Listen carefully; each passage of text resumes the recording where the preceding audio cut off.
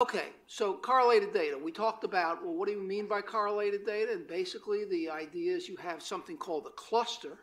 Cluster could be a person, it could be a family, but in any case, within a cluster, you have several observations within a cluster that are related to one another in the sense that you can't necessarily assume that those observations within a cluster are independent of one another. You have to assume that there's some kind of correlation structure among the observations within a cluster. And we talked about the notation, where we could talk about the outcome variable would be called y, and y sub I denotes the collection of outcomes within a given cluster, the ith cluster, and there could be as many as n sub I observations within the ith cluster, and there might be a certain number of clusters, and the number of clusters, I'm using the notation k for the number of clusters, and n sub I is the number of observations within a given cluster. And this notation allows you to consider the fact that you may have clusters so that the clusters may not have the same number of observations, and they may not even be at the same times if they're longitudinal, if they're over time. So that's but the ideal thing, not the ideal, things work out the best when you have a situation where the number of observations per cluster is the same, and they're at the same time if it's longitudinal. That's when things work out nicely, but most of you for your project may not have that. So you have to kind of work with the, roll with the situation and try to adjust and deal with some of the assumptions you're going to have to make that are going to be sort of modifying assumptions in order to be able to come up with answers to your research question. Anyhow, we talked about this. We talked about how there's two general approaches for analyzing correlated data: generalized estimating equations approach, which is a generalization of maximum likelihood, and then the maximum likelihood approach. The maximum likelihood approach-based approaches are generally used when you're dealing with a linear model for a continuous outcome, which is what we're going to be discussing for most of the next month and a half. When we talk about the procedure, the SAS procedure proc mixed. Later for linear models, and then after the break, the semester, I mean what you call it, the semester break, spring break, we're going to start talking about nonlinear models, and particularly focusing on these other two programs called GenMod and GlimMix. Okay, and I also talked about the fact that when you start dealing with nonlinear models, the approach that has to be used is something different or more general than maximum likelihood, and the most sort of one general term way to describe it is called quasi-likelihood, which is an extension of maximum likelihood, and also that we'll see that this generalized estimating approach, this more generalization of maximum likelihood, is an extension of something called generalized linear models. And I did mention last time that you're already familiar with generalized linear model in the sense that last semester when you took the EPI 740 course, which is 99% of you, you already worked with GenMod, a program that is set up to deal with a generalized linear model in the sense that it allows you to consider a lot of different models, logistic, linear, Poisson, all of which have something in common. They have a linear component in common. And that's what sort of what's generally meant by a generalized linear model. But we'll get into those specifics later. Talked about the correlation structure. That's a key issue when you're dealing with this whole course, because you're worried about the fact that you can't assume the observations are independent, and you have to say something when you're doing your analysis, or do something in the analysis about what you think the correlations are, what the structure of the correlations are. And typically the way it works, the way you have to work with it, although there are some improvements that have happened, developed in the last year actually, typically what you have to do is when you're trying to analyze some data, you have to tell the computer, tell the program, you have to guess the correlation structure. You have to tell it what you think the correlation structure is. Then you run the program with that correlation structure and you see what you get. Now, problem with that is, how do you know you got the right structure? And that's a big issue. So you can guess at this, you can guess at that, you can guess a whole bunch of different ways, but you're never ever, hardly ever sure, but there are some situations where you may more likely think it's one kind of structure versus another kind of structure. I'll say a little bit more about structures, which I already did last time also. But one thing you can do, even it's been around for a while, you can adjust your analysis, you can adjust your results to try to correct for the fact that you may have chosen the wrong correlation structure. And this gives you something called a robust estimate. It's really a robust, what you're adjusting is the variance that you would get when you run an analysis with a very specific choice, guess for the correlation structure, but you can get a robust estimator. That doesn't completely get you out of the problem because if you choose a robust estimator for one choice and you choose it for another choice, you may not get the same conclusion. So you still have a problem with that. But in any case, that's one of the things, and we'll learn of some other ways to deal with correlation structures. And I did mention two of the correlation structures that are very popular, but not the only two that you could ever consider, are exchangeable and autoregressive. And exchangeable is a correlation structure. In this case, this particular matrix over here is what's the dimensions of this matrix? Tell me the dimensions that you've already looked at the matrix package. It's a 5 by 5 matrix, which is basically telling you we're dealing with a person. Let's say there's a person, could be a household, but let's say it's a person who's had 5 repeated measures, been measured 5 times.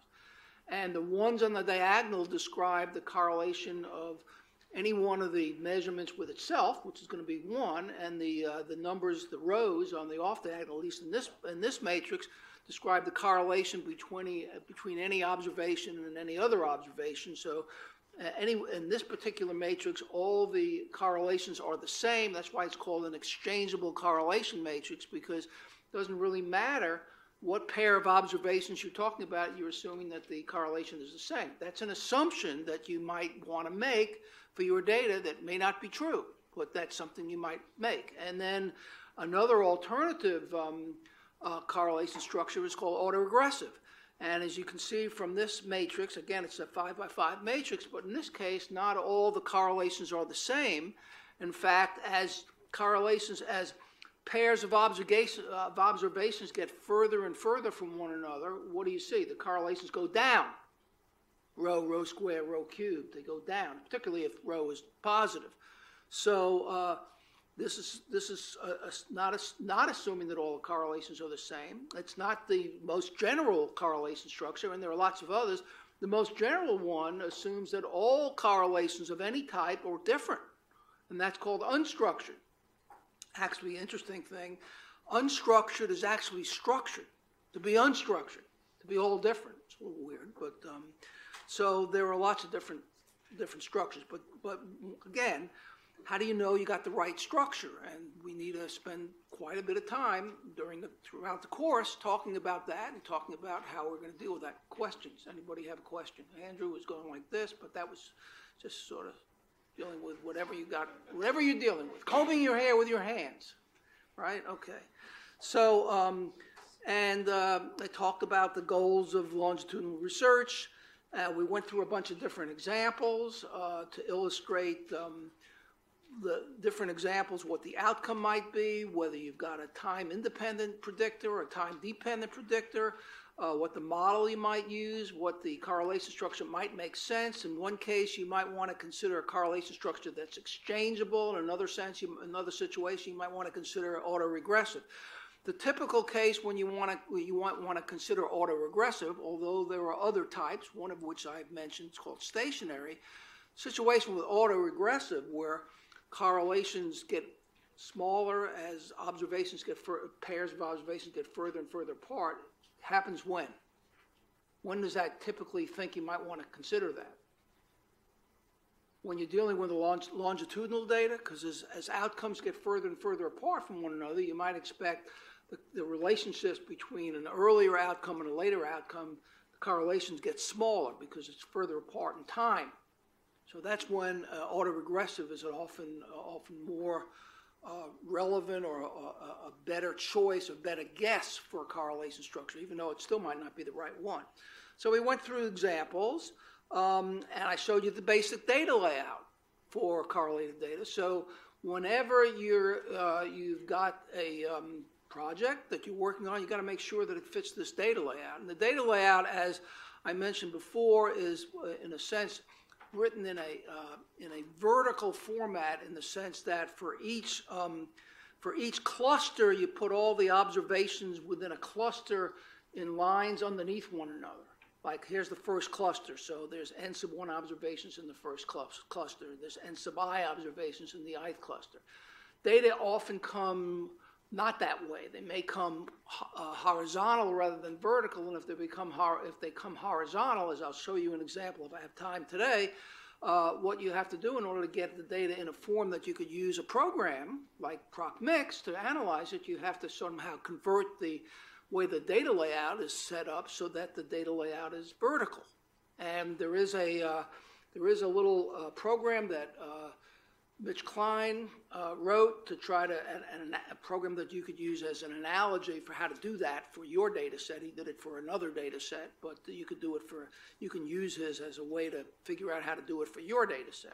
So we talked about this, and I talked a little bit about what are alternatives to correlated data analysis. The main issue is that if you have data that where you're worried about independence of the data, you've got repeated measures, or you've got data on people within in the same family, the same household, and you're worried about correlations. If you assume everything's independent, you might get the wrong answer. That's the main thing. You might get the wrong conclusion of whether you've got an exposure disease significant relationship or a strong relationship. You might make the wrong conclusion if you don't somehow take into account the correlation. And in the past, over 30 years ago, when none of these programs were available, that's what people assumed. They assumed that everything was independent, or they did something where they combined information within a cluster so they didn't have to deal with several observations within a cluster. So talked about that. So now, two other things I did last time. I'm going to get out of this for a second. Two other things I did is I talked about random effects. I'm going fast, as you can probably tell. I talked about what a random effect is. And that's something that you have to consider when you're doing a correlated data analysis, whether or not you want to include in your model, in addition to what are called fixed effects, whether you want to include a random effect. And basically, as I defined it here, a random effect is a random variable that you put in your model, like B0i, or these two random variables, B0i, B1i, you put in the model to account for the natural heterogeneity among subjects on the prediction of a response variable. Now, one way to think about that, and one way, again, that it might be a good idea to think about that is, when you're trying to, you have an outcome variable, you have an exposure variable, you have some variables you want to control for, you've identified potential confounders, potential effect modifiers. You want to consider putting them in the model. Well, if it turns out you're worried about, maybe I don't have all the variables, maybe I haven't covered everything. The way to try to get at something that you haven't covered among all the variables that you want to consider putting in the model is to put in a random effect, for the fact that maybe the random effect is covering some of the information or some of the error that you haven't covered by putting in these other variables. That's a good way to think about it. The way and there are other ways to think about it, but and there are random effects for the intercept and for the slope. We'll talk about that, and we'll see that as we go along. So, and if you recall, when I talked about this, I showed you an example. Harry, Barry, and Gary, and Holly, Dolly, and Molly, and to point out that you can have a random intercept and no random slope, or you can have something. You can have even where we have people in your study where they have their own individual contributions to both the intercept and the slope, and that's a situation where if you want to be concerned about that, which you often want to be because you don't know whether you have all the variables that you've identified, cover everything, then you want to put in your model and run a program that considers these random effects. Whether you have a random intercept and a random slope, or maybe more than one random slope for the different variables in the model, it's something you have to worry about and have to consider. One thing I think I had mentioned, which reflects what this picture says, is that in order to even consider the possibility of having random effects, you have to have repeated measures, or you have to have a situation where you have either an individual that's got, you've measured something, the outcome on that individual several times, or you've got households as your cluster, where you've got more than one person in a household. If you only have one person in each cluster, you're never going to be able to put any kind of a random effect in the model. So you have to have repeats, okay, in order to do that. Now, whether the repeats will always allow you to estimate any kind of random effect that you want is a little bit iffy, particularly when you start talking about random slopes. And we're going to I'm going to say a little bit more about that today when I start talking about the next example, which I did talk about at the end of class last time, which was this Demidenko example, which I'm now going to put up here. This is the last thing I think I did. Is that right? Before we quit, I talked about, here was an example of, it was not a public health example, it was an example where you had these 19 commodities. And each commodity was put up for sale, and at various points it had different prices, and you wanted to see for one price, how many sales did the commodity result in, and for another price, how many sales, and you had 19 commodities. And this was a graph of the results, the plots of the price by sales for these 19 commodities. And you remember when I showed you this, again, I'm talking fast, when I showed you this, you can see that if you plot this thing like this, and you could draw a line like this, which reflects a negative slope, which suggests that as the price goes up, the commodities, the sales go down. But the problem with this, what's the problem with this picture? Problem with this picture. It puts all the data together. It doesn't consider the fact that for a given commodity, there may have been more than one time that it was offered for sale. And if it was, a commodity was offered for sale 3 times, then the observations on that commodity might be correlated. And to assume everything, this picture assumes everything's independent. If you want to allow for the commodities to be correlated, you have to consider, well, maybe some commodities were offered for sale more than once, and here's when I sort of look at that, I put the commodities together. For example, this picture shows commodity 1 was offered for sale twice. Commodity 12 offered for sale 3 times. And so these 3 observations, say for commodity 12, you might worry about being correlated. To assume that that all of the observations are independent is not exactly fair, or it's questionable to assume that. And you might, in fact, if you look at the way these graphs are going for any given commodity, you notice that as price goes up, the sales go up. I mean, it's not going up exactly the same way, but it looks like rather than getting this picture, you're getting this picture. So if you try to run a model that assumes independence, you might get an answer that suggests the relationship is going down. So that's what I showed you when I actually deal with this, and I run a model proc reg sales equal price, and then plot the sales by times price. Plot that do a scatter plot of that, and what I get is you notice the coefficient of the price variable. This is a regression. It says proc reg. And it doesn't say anything else other than proc reg and tells you what the model is. So am I assuming independence, or am I assuming correlated data based on this statement? Well, it's independence because you don't see anything else other than what you've already learned about what proc reg does, which I assume you have. And so this is assuming independence. And for this model, with independence, you get a negative slope, which corresponds to what the picture says. In fact, if you actually let the computer plot it, this is what you get. This is the same pictures I showed you to start with. Okay. However, if you try to consider the fact that there are repeated measures, or there are commodities that have repeated sales or sold more than once at different prices, then you might want to consider any one of a number of models. And this was a model that I showed you that considered, what is this? These S1 to S18, what do these represent? They represent 18 dummy variables for how many commodities? For 19 commodities. So if you wanted to consider a model that controls for commodity and assumes that the 19 commodities are the only ones that you're interested in, this relates to a fixed or a random effect. This is treating commodity as a fixed effect. Then and you run proc reg with this model, where you're putting in these 18 dummy variables, adding it to the model in addition to just the price, you wind up getting a coefficient of the price variable that's positive, which reflects what's really going on.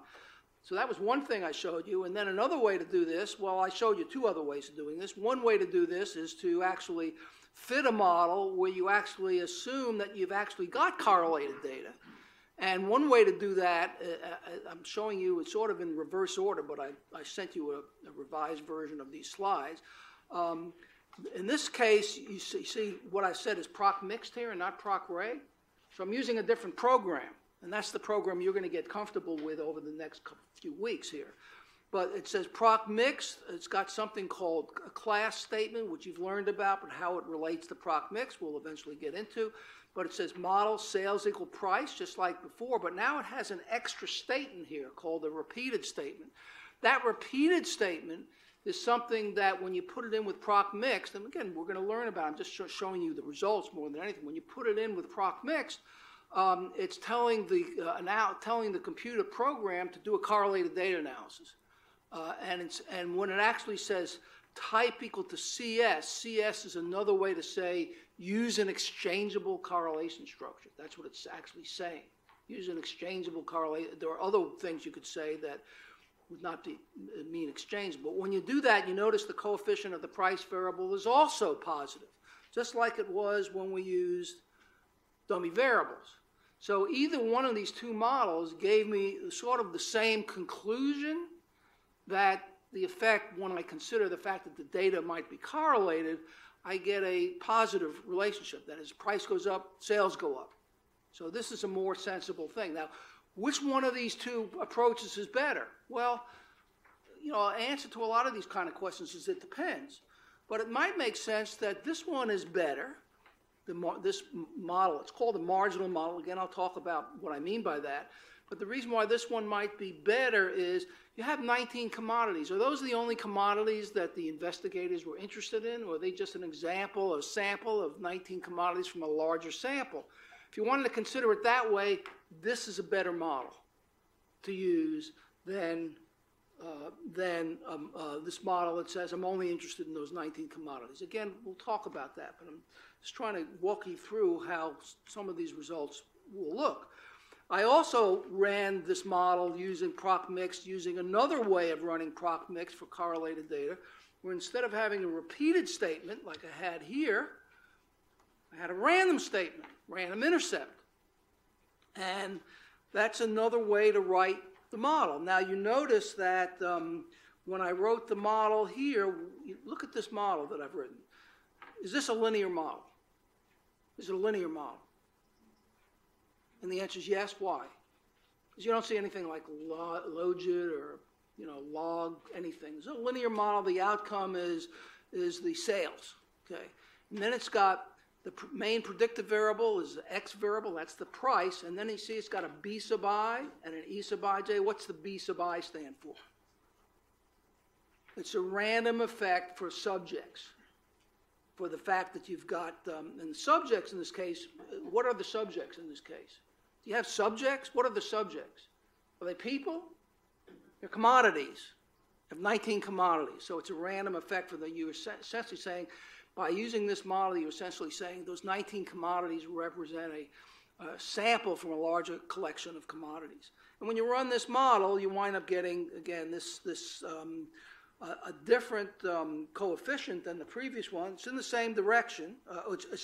In fact, it's exactly the same as the other correlated data model, but different from this model, which was a 46. This one was 41.5771 over here. And this is 41. Same exact answer. Both these models, now you're going to see this eventually when I talk about this within the next couple of weeks. These two ways of running a model actually gave you the same exact answer. Why? Well, we'll talk about that. But it gave you the same answer. But the main thing I want to get across is when you run either of those, this model or the previous model, the random effects model or the marginal, whatever it's called, marginal model, you're getting an answer that reflects the fact that you've got correlated data. I also did a couple of other things when I sent this, the modified version. I also did the following. I also added this slide. What's going on here? Which wasn't in what I showed you before. What's in this slide? Well, you notice that there it says intercept, and it's got 1 through 19. What's the 19 represent? What's 1 through 19? That's for each one of the commodities. There are 19 commodities. And what this is doing is giving you some information about how each commodity on its own does. Intercept 1 represents the first commodity. And it's saying something about whether the effect of the first, the effect, the relationship between price and the outcome sales was significant for the first commodity or for the second commodity or the third one. So when you actually run a model, this is something, again, we're going to see. When you run a model that has random effects in the model, you can not only get answers that describe the fixed effect, which is price, but you can also get some information about what's going on for each of the individuals, in this case, the commodities, in your data set. And you can get what's called individual, in this case, commodity-specific information, which is something that you might want to do when you're running a random effects model. Now, I also didn't show you this last time, so I added this. Look at this slide.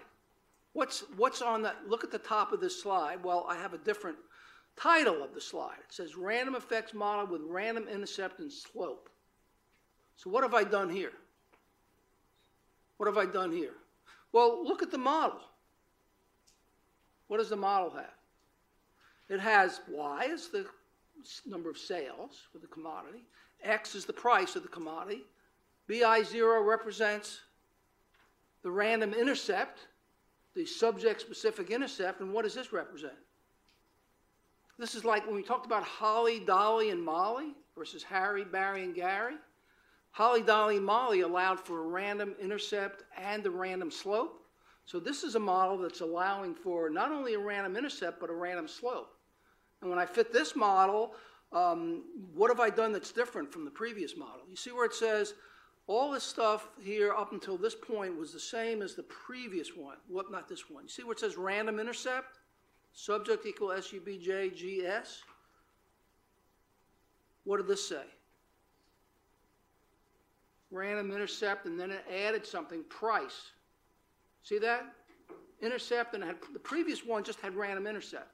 By putting in random, and we're going to, again, learn the mechanics behind this, but I'm just trying to show you that this was basically allowing for the fact, well, maybe this is a Holly, Dolly, Molly situation and not a Harry, Barry, Gary situation. If I want to allow for that, I can run this model. And when I run this model, you notice that the outcome for the solution for the fixed effect, you see the 41.0365? What did I get previously? 41.57. Is it exactly the same? No. Is it close? Very close. The reason why it's very close is because I've added something called an extra random effect, but I haven't changed the overall relationship between price and commodity, between the fixed effect of price. So it didn't change very much. A couple of other things changed. The degrees of freedom changed over here from 39 to 18. And that's because I've added some extra bit of random terms to the model. Again, you're not going to be able to figure that out, why that happened, but I'm just trying to, things are going to change a little bit, but basically, if I wanted to allow myself to consider a random intercept and a random slope, I could run this model adding a random slope, and then I could see what I got. In fact, look at the next slide. What happened here? What does this slide do? Compare this slide. By the way, am I talking too fast? I don't think so. I know I'm not explaining everything, but we're going to get to that. But look at this slide and compare it to this. You see this slide? It's got intercept 1 through intercept 19. Okay, now go to this slide. Intercept 1, price 1. Intercept 2, price 2. Intercept 10, price 10. And then it goes intercept 11, price 10. So what happened here? Why am I getting, for each person, 2 estimates, not 1 estimate? Because I put in a random slope. So I'm getting an estimate of the effect of the random slope in addition to the effect of the random intercept. So when I run a model with random effects, I can not only get an overall effect of the fixed part of the model, but I can also say something about what's going on with the individuals, in this case the commodities. And I can say it for both the intercept and the slope. In this case, the slope is the price variable. The variable that I'm getting the slope for is the price variable. So one of the things I'm trying to illustrate here, which we'll see more clearly with some other examples, is that when you're running a random effects model, not only can you get some kind of an overall effect of the exposure variable, can you also say something about the individuals in your study? Which individuals are doing something more than other individuals? And we'll see that as we go along. So, and the only other thing I should mention is that you notice that when I ran this model for with a random intercept and a random slope, slope is for the slope of the variable price, every one of these 19, this is 10, and then 19, every one of these estimates and standard errors and degrees of freedom, every one of them was what you might call was an estimate that was a reasonable estimate. I mean, it was how reasonable it was, you have to sort of judge. But every one of the things, you didn't get any dots. You didn't get any you didn't get any estimates that said can't estimate it. Everything was able to be estimated here. Now, in general, it may not be true if for a different data set, if you have random effects and you want to put in random intercept and slope, you may be able to get a random intercept, but you may not be able to get a random slope.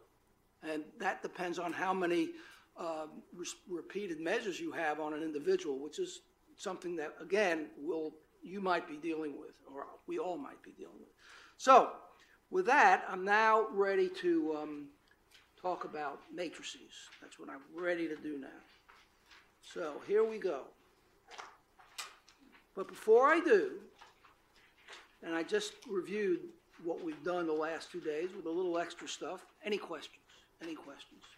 And again, you may not feel comfortable with everything I've done, but I'm trying to get you to the point where you have a basic idea of what's the point of view of the course. What's the main reason why we're having this course? Why are we having this course? Why don't we just drop it? Why are we having this course? Well, we could drop it and we all just go home. Why do we have this course? And why a lot of people consider this course, people are writing books about this thing, this topic. The reason is because if you have data that you think represent repeated measures or in some sense require correlations where you can assume independence, you have to figure out a way to analyze that data. And that's what this whole course is about. How to deal with the problem of not having independent data and trying to deal with different ways you can do that, different ways you can analyze it. Okay? Questions, questions, questions, questions. Okay. I'm the only one asking the questions so far. Okay. Let's talk about matrices. You worked through the package. Do you know how to multiply matrices together? Remember this picture? I'm skipping something. Remember this? These are 2 matrices. In order to multiply matrices together, you notice that I've got 2 matrices here. This matrix is 2 by 3. What do I mean by that? 2 by 3. 2 rows and 3 columns. This matrix is 3 by 2, right? What's required in order to be able to multiply 2 matrices? The one on the left, the number of columns of the one on the left has to equal to the number of rows of the column on the right. Otherwise, you can't do it. I mean, that's one of the rules of the game. So, and the way you do it is you take each row for the one on the left, and you multiply it by the corresponding components in the column for the one on the right. 2 times 1, 1 times 1, 0 times 3. When you add that up, you get 3. And that's what goes, and that's what, this is the first row, first column. The first row, first column of this product is going to be 3. The first row and the second times the second column is going to be minus 4. That's how you do, you know, and I'm assuming that you've got that down by now. But for the most part, you're not going to have to really do this, work through this for any particular major analysis you can have to do for the research project, but you're going to see things where you see matrices multiplied together, and that's what's being done. Okay, there's so a more general thing is that if one of your matrix is this X matrix, which would be the set of predictors in a linear regression model, where 1 stands for the intercept value of 1, and the X's represent for the X's, the predictors for the person 1, this is for person 2, this is the value of the predictors for person n, and so that's one matrix, and this matrix represents the set of regression coefficients written as a matrix, and when you've got a matrix that's written in a column form, there's a term for that. Matrix that's written as a column is called a vector. It's just terminology. And when it was written as a column, it's called a column vector. If the matrix was written with not one column but one row, it would be called a row vector. But when you multiply these two matrices together, you notice the number of columns of this matrix is what? P plus 1. The number of rows of this matrix is also P plus 1 because it's P plus this 1, P plus 1. So this is a legitimate thing you can multiply. And when you multiply this by that, you get the first part of the X beta. And that's the first part of that product term. So you can multiply matrices together even if you don't have it specified what those actual numbers are. And then there's something called matrix inversion that you learned about. Just want to make sure you remember that this is a very important thing. Matrix inversion is just sort of like the more generalization of scalar inversion. If you want to get the inverse of the number A, it's the value that you multiply A by to get the number 1. A times 1 over A equals 1. Well, the inverse of a matrix is the matrix that you multiply A by to get, or the matrix that you multiply by the inverse by, to get what's called the identity matrix. An identity matrix has 1s on the diagonals and 0s on the off diagonals. If you had a correlation structure that was the correlation structure was the identity matrix, what would that be assuming?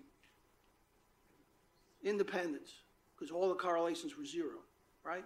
So you need to sort of, and how exactly you do this inversion, I wouldn't say when I was a kid, when I was in graduate school, a long time ago, we had to do this. We actually had to, the computer didn't do it automatically. And we actually had to use these calculators to try to take one matrix and figure out how to get the inverse of it, how to get its inverse. And I don't have to do it anymore, and the computer does it for you. But you may have a few exercises to try to do this for certain special situations. But now, if it turns out this is your matrix A, and you want to get the inverse of A, you're asking, well, what matrix do you multiply this by to get the identity matrix? Now, I just wrote it down here, but you could check to see that what you get the identity matrix. And one thing you can see is 2 times 0 plus 0 times 2 plus 1 times 1 is 1, right? So that's the first thing in the 1 by 1, it's going to be a 3 by 3 matrix, okay? 2 times 0, 0 times minus 1, and 1 times 0 is going to be 0. So the first row, second column is going to be 0 in this product. And so we're on the road towards an identity matrix. And it turns out when you multiply x prime x, which turns out, if you play around with it, turns out to look like this. And it turns out if you multiply that by this matrix, you're going to get the identity matrix. So anyhow, one other important thing is notation for the transpose of a matrix. The transpose of a matrix is just another way of saying the mirror image of a matrix. So if you got a matrix 2, 3, 1 for the first row, 1, 1, 2 for the second row, then what you basically do is you make the rows the columns of the transpose. So 2, 3, 1 becomes the first column, 1, 1, 2 becomes the second column, and that's the transpose. That's basically the mirror image. So now you notice I say at the bottom, a symmetric matrix is a square matrix which is equal to its transpose. An example is a correlation matrix and the variance covariance matrix. Do you realize that a correlation matrix is always going to be the transpose of a correlation matrix? If you take the rows of a correlation matrix, it's always going to be the same as the columns of the transpose of that correlation matrix, because what's above the diagonal, the 1 for a correlation matrix, is the same corresponding thing, mirror images are below the diagonal. So that's true about transpose of a symmetric matrix, and you have symmetric matrices often. Now, with that, I want to go back to this thing. So what is this? This says this is the matrix formulation of a multiple linear regression model. Okay. So what does this slide basically say? What is it saying? Can anybody tell me what this slide is saying? It's saying there, I'll give you a hint, it's saying there are two ways you can do something. There are two equivalent ways you can write a linear model. Not even for correlated data, for uncorrelated data. Two equivalent ways you can write a linear model. One is what you might call a linear model in terms of the actual values of the variables. And that's sometimes referred to as the scalar way of writing the model, because you're actually writing the actual variables, the variable names that are going into the model. The other way is the matrix version. There's a scalar version and a matrix version. And both these versions, these two versions are equivalent. They're two ways of saying the same thing.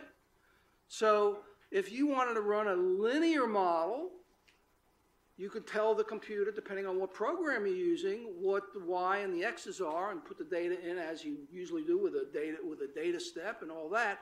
Or you could do it if there's a way that you're using a program where you actually tell what the matrices are. You can do it. You can put in the matrices, and you'll be doing the same thing. Two ways to do the same thing. Now, so what you notice about this is that, again, there are two ways to do the same thing.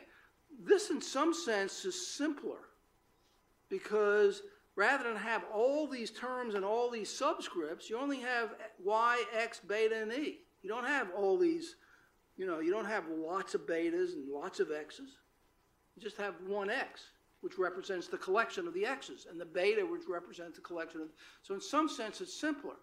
But the main thing is when you actually read the literature about how analyses are being done, it could even be non-correlated data, what you might see is the model written like this. And what you have to kind of learn how to get used to is not have a nervous breakdown when you see the model look like this. It's really just a way of saying the same thing. This is for a linear model for non-correlated data. Now, there are some advantages with the matrix formula as far as simple ways of writing the solution. For example, see where I say the least squares solution? See this formula? The least squares solution? What do I mean by that, the least squares solution? What's the least squares? If you have a linear model, non-correlated data, and we're asking for the least squares solution, what are we talking about? How do you get the estimates of the regression coefficients? If you've got some data, you're fitting this linear model, how do you get the estimates? Well, how would you get the estimates? If you had to write a formula for the estimates, you'd say, this is horrible if I wanted to write a formula in terms of actually the individual x's themselves, for the betas in terms of each individual x's. But I have a very easy formula if I write the formula like this. What is beta hat equal to x prime, x inverse, x prime r? What is it telling you? What is it giving you? It's giving you an expression using matrices that you get for every one of the betas in your beta vector. The beta vector involves each one of these, beta 0, beta 1 to beta p. And you're getting an expression that tells you how to get that. And that's actually what the computer's doing. when the computer actually comes up with the estimates, it doesn't use a complicated arithmetic or mathematical formula involving the original x's. It uses this formula. Okay. It also, if you want to do some other things, for example, you want to get the predicted value of y from the predicted values of the betas, there's a simple matrix formula for that. It's x beta. You plug in for beta what beta hat is. Okay. If you want to get the variance covariance matrix for the estimated variance covariance matrix for the estimated set of regression coefficients, is a simple formula, x prime x inverse sigma square. It's a very nice formula that it's very complicated to write if you wanted to actually put in a formula involving the individual x's. And then if you want to state something about what the null hypothesis is, you can state it very simply, C beta equal to 0, where C is some 1 by p plus 1 row vector. For example, look at this C. Look at this C down at the bottom of the screen. Whoops, this C. How many, it's a row vector, right? Okay. How many, we don't know how many columns there are, but the first value is 0, the second column is 1, and all the rest of them are zeros. If I multiply this C by this beta, what do I get? In other words, if I go C beta, what do I get? What do I pick off? I pick off beta 1, right? This row by this column picks off beta 1. So you can write any null hypothesis of interest. You could write, what if I wanted to write beta 1 minus beta 2? How would I do that? How would I write the C for that? I have 0, 1, and negative 1, and then the rest are zeros. And that would pick off beta 1 minus beta 2. So I can tell the computer to test that hypothesis by writing it in a matrix form. So matrices make things sort of easier. And in fact, you may not realize that you did this, but last semester, you remember you wrote contrast statements? Remember you wrote contrast statements where you wrote when you were dealing with logistic regression? And you wrote something which had something like a variable, 0, another variable, 1, another variable. You were effectively writing, when you wrote the variable, you weren't, when you write 0, when you wrote the variable, when you're doing this, you wrote the variable and then the number. The number is what you're doing here. That's the C part of the number. And the variable is the beta that you're talking about. So when you wrote a contrast statement way back when, you were essentially just doing this. If you wrote a contrast statement where it was some variable times 0, another variable times 1, another variable times 0, and so on, you were eventually just picking off the variable that was the 1. Okay, so that's what contrast statements do. So that's one key message about matrices. It makes things a little easier. In fact, the reason why it makes things easier is when you start thinking about what you have to do when you're dealing with correlated data. So that's what I want to talk about now. Looking at the clock here, looking at the correlated data. Okay. Now, in order to do that, we have to talk about a matrix of expected values, the variance covariance matrix, the correlation matrix, and a few other things. But let's talk about correlated data. Well, I'm going this way. Okay. Now remember when we talked about the notation for correlated data, y sub I. Now notice the way I've written this. You notice that y sub I, ni by 1, and I've written it this way with a prime. Is this a row vector or a column vector? It's a little tricky. Row vector or column vector? Well, this part is a row vector, right?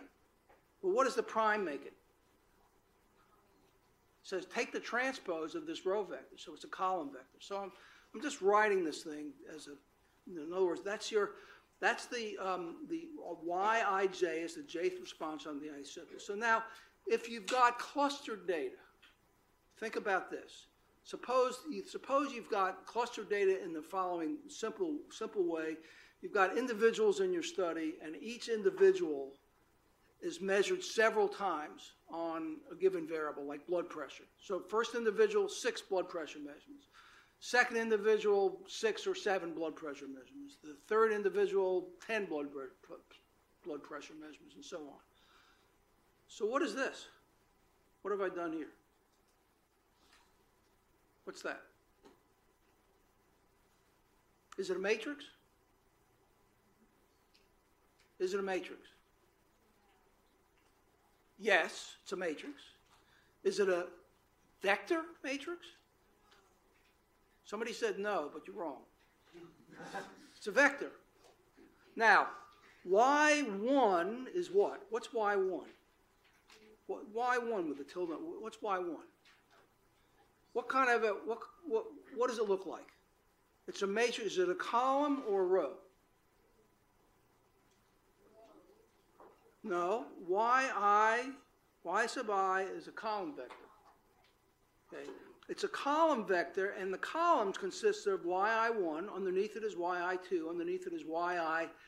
Actually, in this case, y1. It's y11, y12, y1 and 1. That's what y1 is. It's the set of observations on the first subject, written one underneath one another. See that? Okay, what's this one?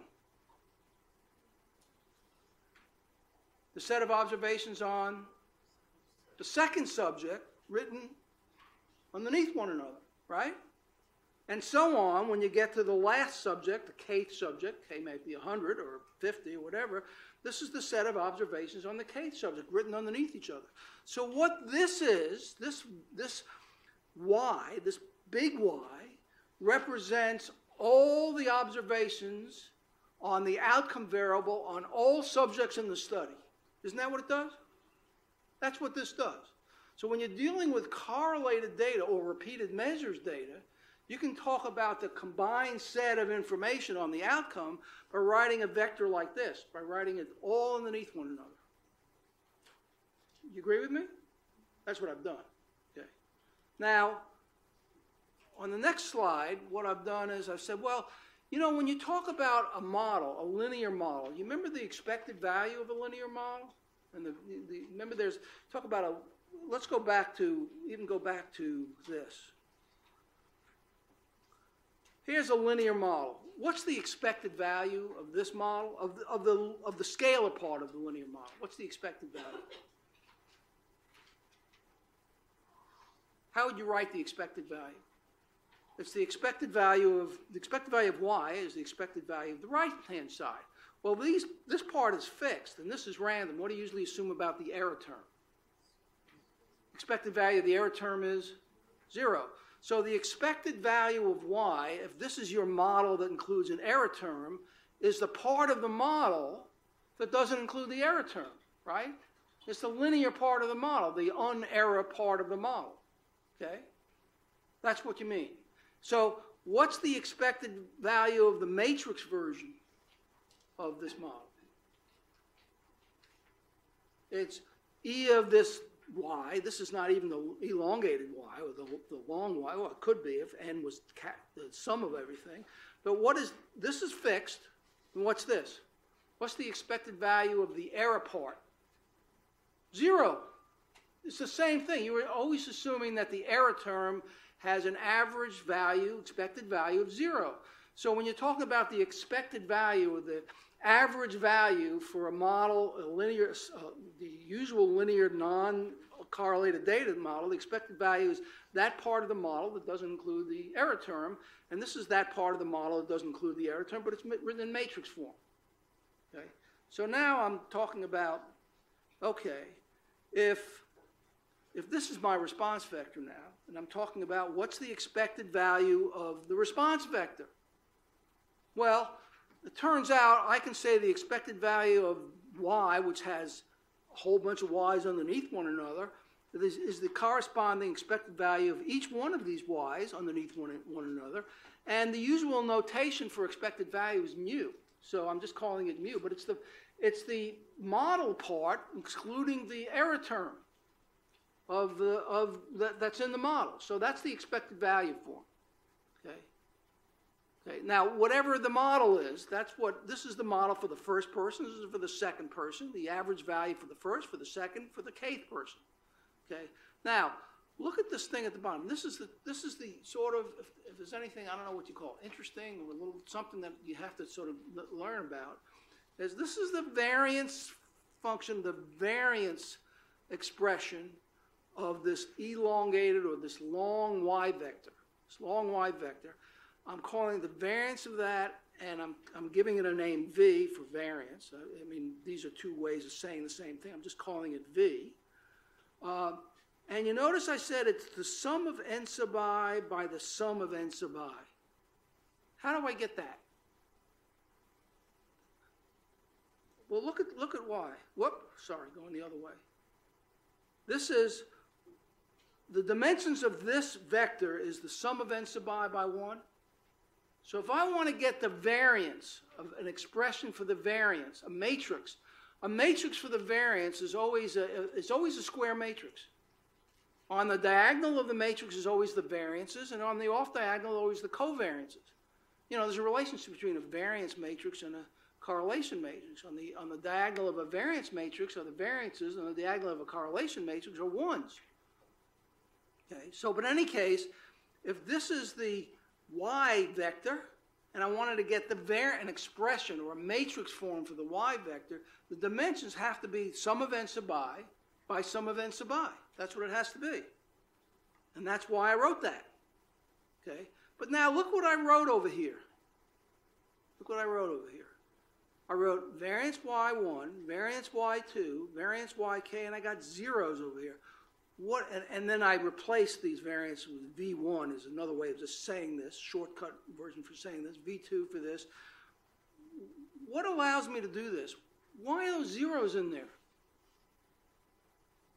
Why didn't I just write variance 1, variance 2, variance k all underneath one another? Why did I put the zeros in? This is a very key point that allows you to actually get estimates when you're doing correlated data. It's a very key point that you won't appreciate because who really cares? The computer's going to make it happen for you, you might say. But it's a key point I want to. So what allows you to get the zeros? The point I want to make. I'm watching the clock here because we're going to have to take a break here. Well, look, you've got capital K clusters, right? And each cluster represents a different individual, okay? Individual 1, Harry. Individual 2, Barry. Individual 3, Gary. Individual 4, Holly. Individual 5, Dolly. Okay, they're all different individuals, okay? What are you typically assuming about the data that you have on each one of the individuals? On Harry, you're assuming that the observations on Harry are correlated because they're all on the same person. The n sub 1 observations on Harry, if Harry is the first person, are all correlated. The n sub 2 observations on Harry, Barry, are all correlated too. But what about Harry and Barry? These are two people in your study. What about the observations on Harry versus the observations on Barry? What can you assume about them? Well, they're independent because they're different people. They're not from the, if you assume they're not from the same family, if you don't have that situation, you assume these are different people, they were sampled randomly, they don't come from the same, they don't have anything else in common other than they're different people, then what you're assuming is, even though within a given person there's correlation, across different people, there's no correlation. That's what this is saying. This is saying the variance for within the first person is the variance for that person.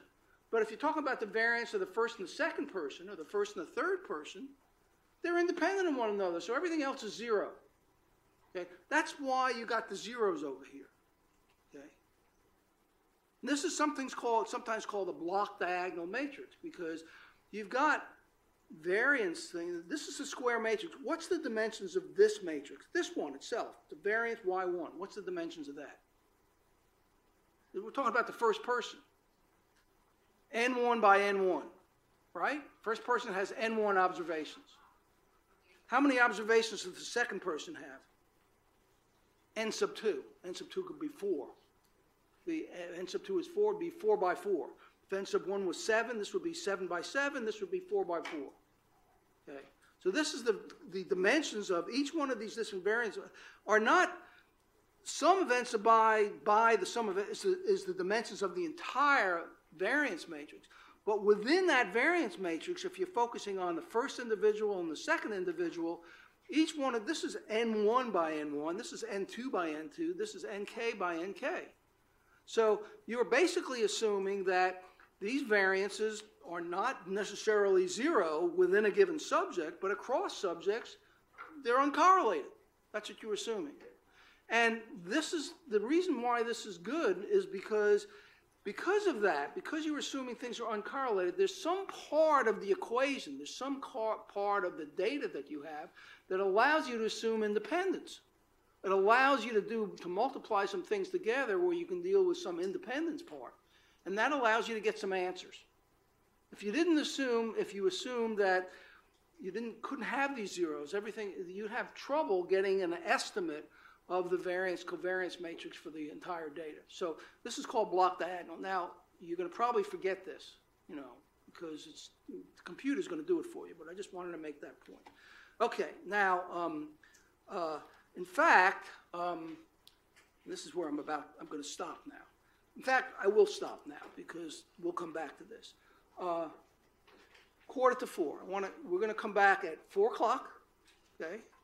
And at 4 o'clock, I want to go over this slide, and then I want to have Nishant talk about his study, okay? So 4 o'clock, okay?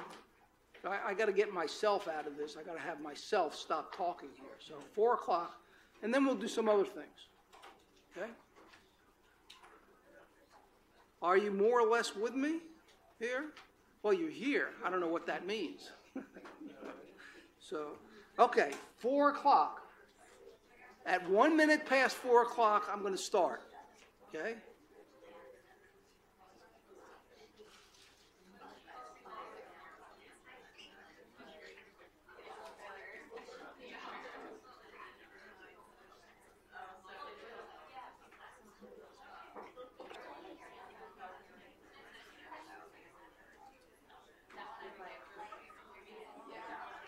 Okay.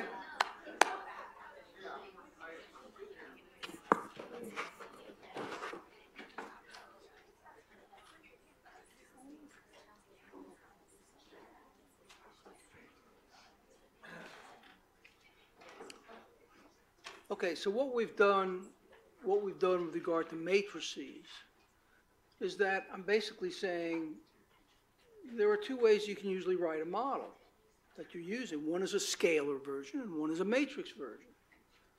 And the matrix version is often easier to look at and feel comfortable with than the scalar version, particularly when you have a whole bunch of variables that you're putting in a model that also include correlations that you're putting in a model. But either one, if you can work with either one, is fine.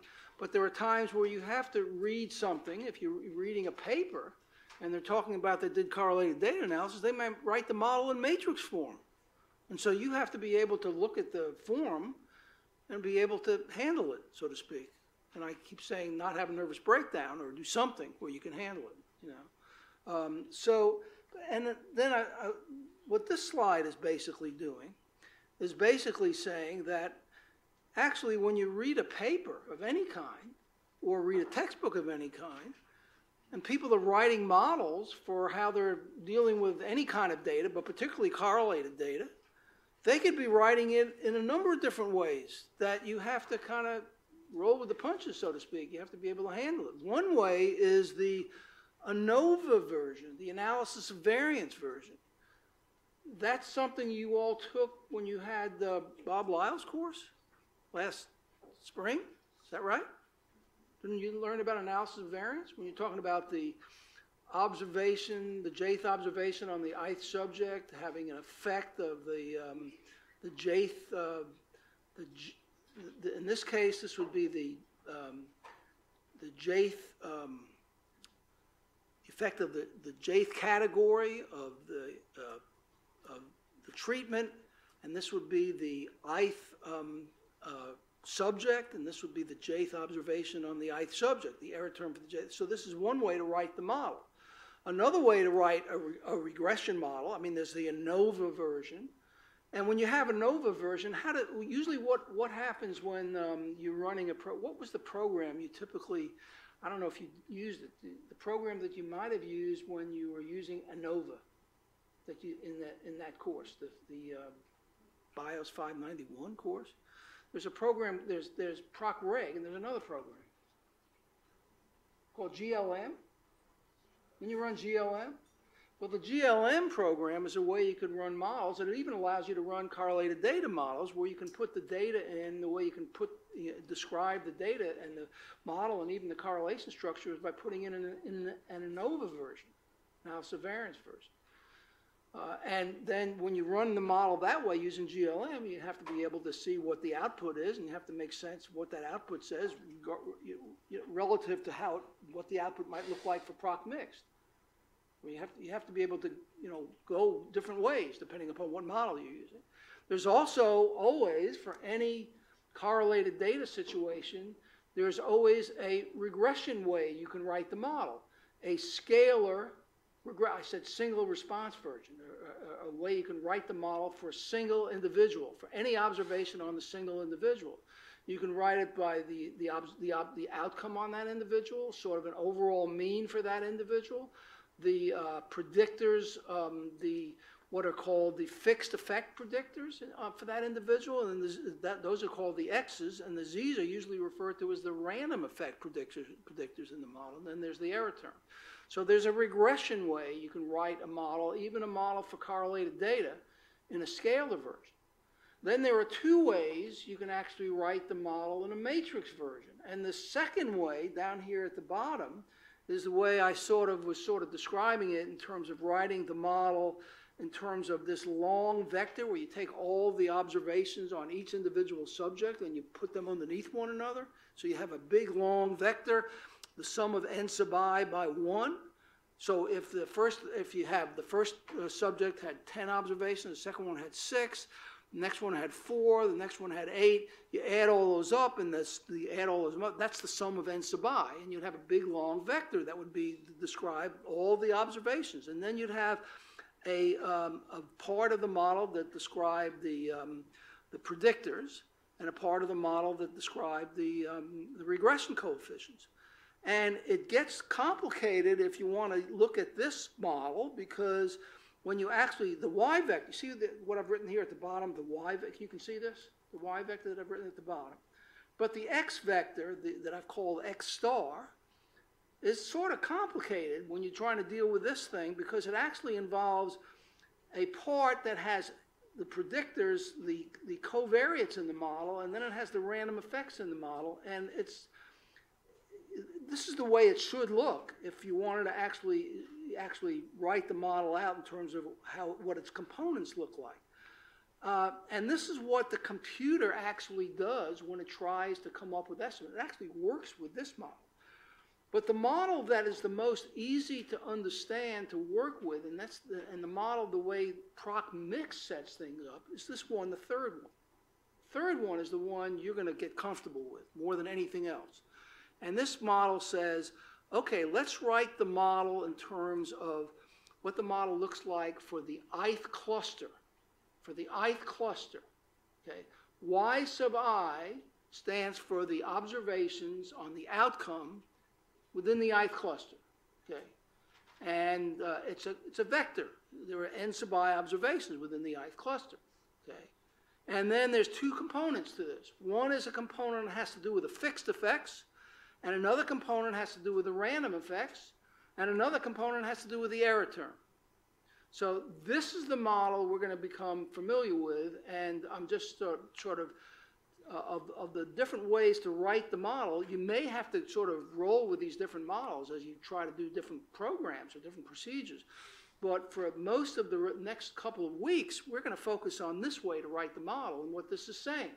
Okay? So when you have a model that's a correlated data model. In this case, this is a linear model. When you're dealing with a nonlinear model, you're going to have a logit something in there. And Poisson is going to be a log something. But when it's a linear model, there's going to be a part of the model that reflects fixed effects, part of the model that reflects random effects, and a part of the model that reflects error terms. And when you're going to run proc mixed, what you have to do is you have to tell the computer what's going into each part of this model. You have to tell the computer what the fixed effects are, what the random effects are in some way, and then the computer's going to run it for you. So this is the way you're going to wind up getting comfortable with these different ways, even though in some sense you might find other ways that they get expressed when you're reading a paper about somebody doing somebody doing a correlated data analysis, because people do it in different ways. So anyhow, with that, I am going to now stop. I'm not going to talk about this. I'll go back to this a little bit later. I'm going to stop myself. I'm going to ask Nishant to come up here and talk to us for about 5 or 10 minutes. I'm not going to, Nishant, I'm going to record you. Is that all right? Sure. Okay. So I'm just going to keep you on here. And you're going to put something in, or you already have? I'm just going to attach this. Okay. Tell me if there's any, I'm going to actually get this thing down here so you have a clear screen here. So tell us what it's all about.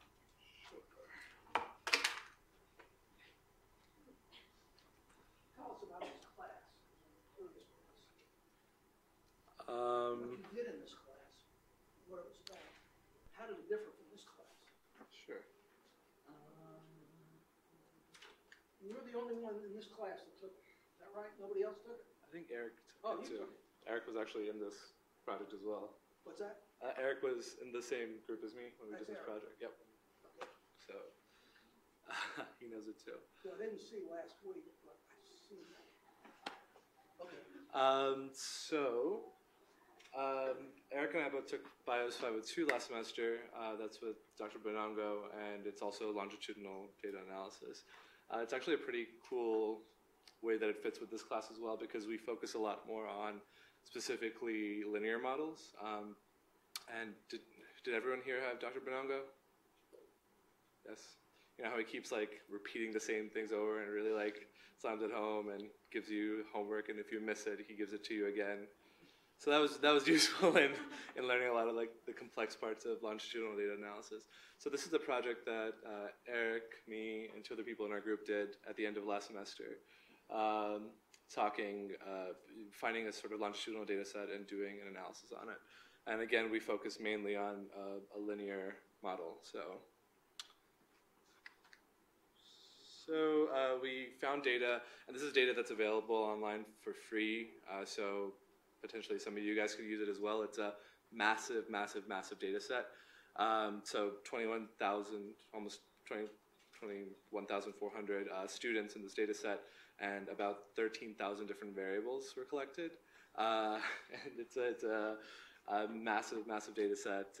It follows a cohort of children from starting at 1998 and follows them through, I believe, 6 or 7 different observational periods as they go through kindergarten all the way through middle school.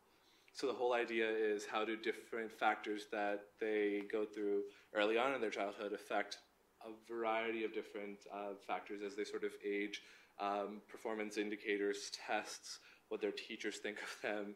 I mean, this is just like an insane amount of data. And yeah, that's pretty much it. And we were really interested, I mean, again, this is a really daunting data set, and we really just needed to show how we were using this longitudinal data analysis method that we learned so far.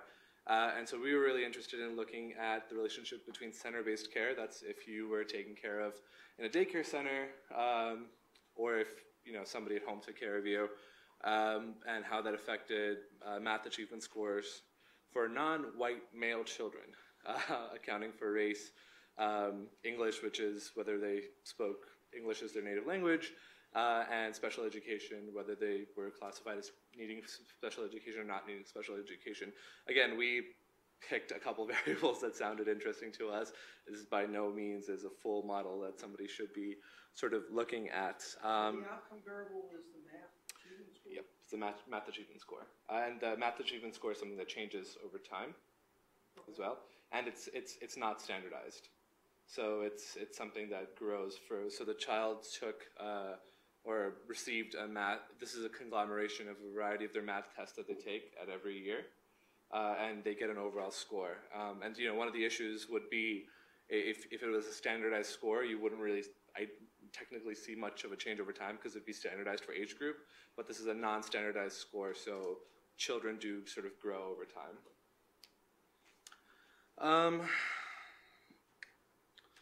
So methods. You used all 21,000 people? No, so that's why we did a subset.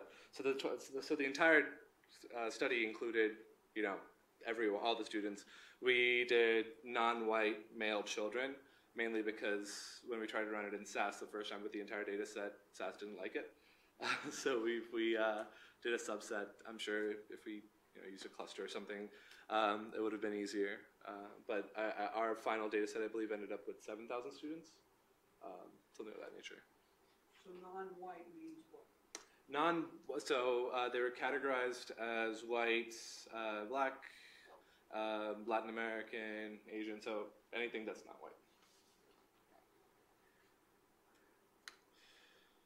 So we subbed the population, it was 4,800 students, and we recoded the race variable to black and non-black. The outcome was math achievement score over time, over the 7 years, and the exposure was center-based care status at baseline. So did they receive center-based care, or did they not receive center-based care? And Eric, feel free to correct me if I'm misrepresenting any of this. And the covariates, again, we classified them. There's race, special education status, and if they speak English at home. This is sort of not necessarily as important, but the final model we stuck on was a mixed effects model, random effects model, and it's stuff we learned in that class as well, but derived from a taxonomy of hierarchical models and goodness of fit. And the inclusion of variables in our model was at an alpha of 0.05. So this is... Let's go back. We'll go back to Okay. So you had repeated measures on the kids. We have repeated measures on the kids.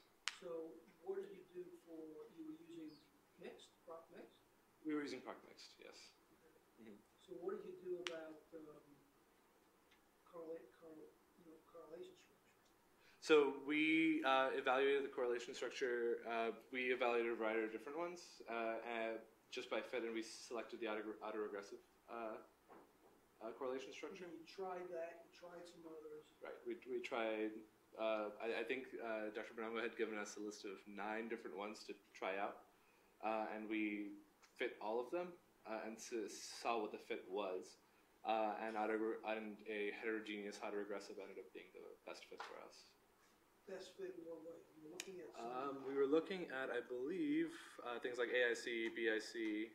you were looking at ways to measure fit. Mm-hmm. But you weren't looking at, for example, you tried 9 different things. Mm-hmm. Okay. If all 9 different things gave you essentially the same conclusion about the effect of exposure, it wouldn't have really mattered. Right. If all 9 things didn't do that, then you'd have to choose between them. And Right. The main way you chose between them was using this measure of fit. Right. Okay. But you didn't necessarily choose them in terms of what made sense.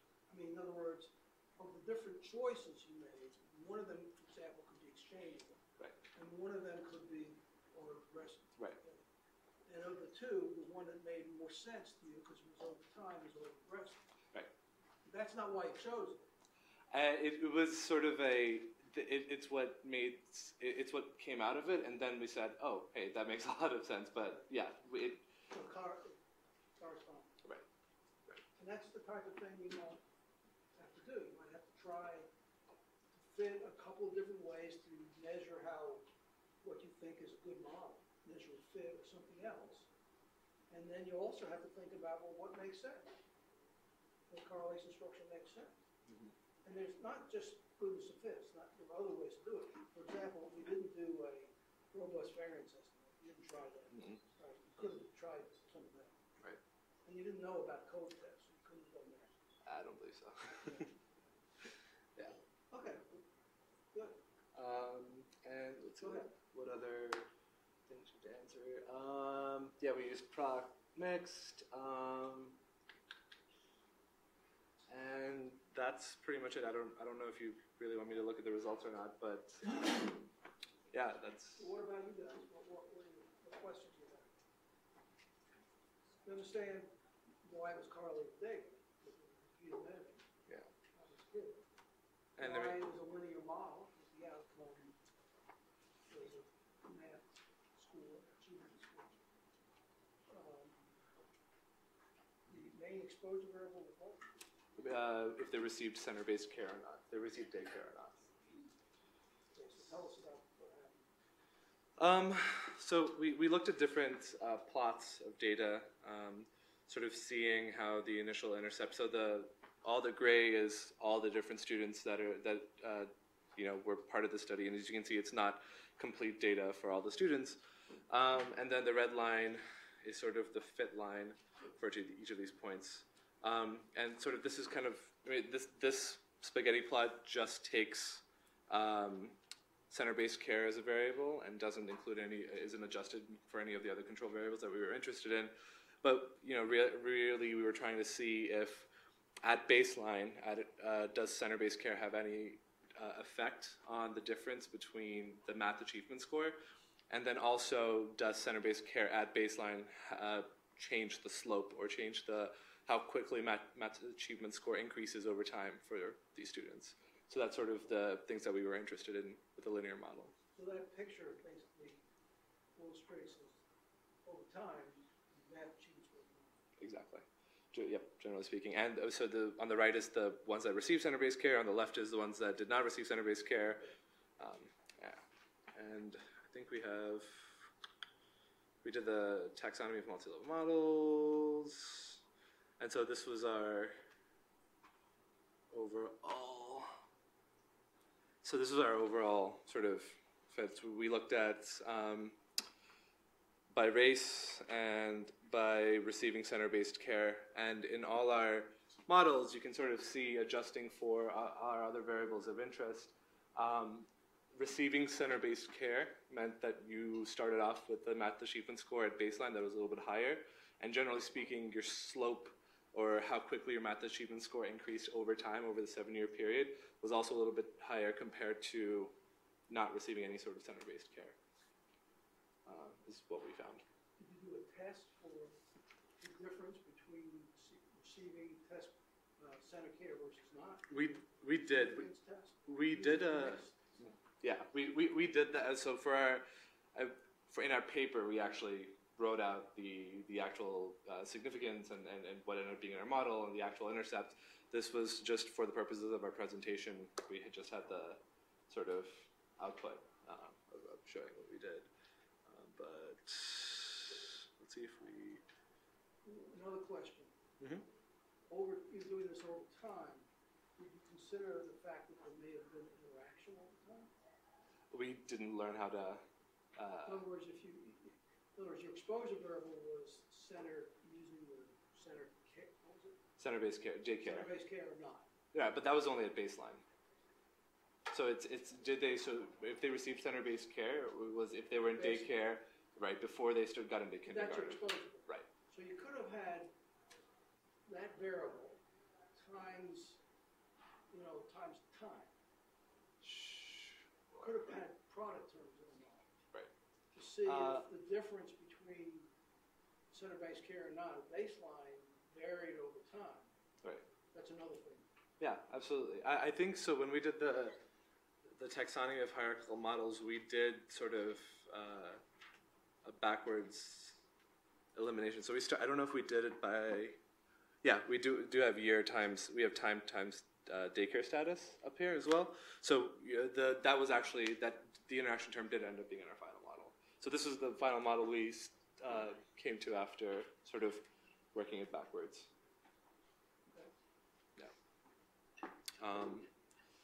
But Do you yeah. have any questions? Yeah. Monica? Did you have to account for like siblings potentially in your data set? Like if you had 2 So we, one of the things that Dr. Bonongo suggested was, I mean, that could potentially be something in there. We honestly didn't see if there was a factor specifically for that. One of the things that Dr. Bonongo suggested was having accounting for clustering by daycare center as well, because kids could have received different types of education at different daycare centers.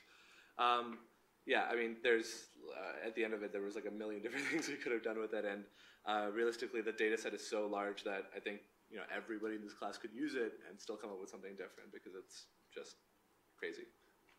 Well, is this a data set you could use, as far as I'm concerned, you want to use it for this course or something else? I don't know.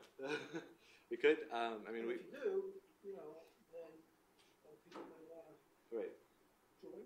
Yeah. Yeah.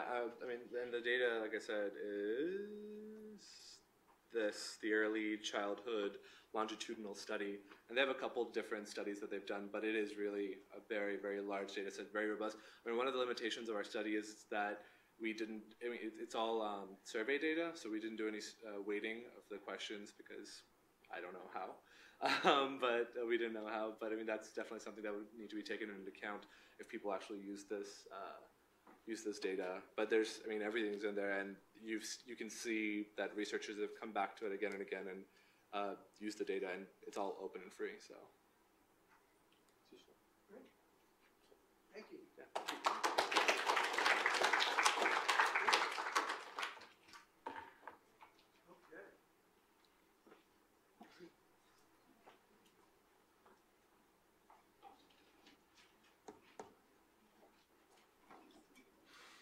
Let's see, what happened to the computer? Oh, thank you. Okay, let me get,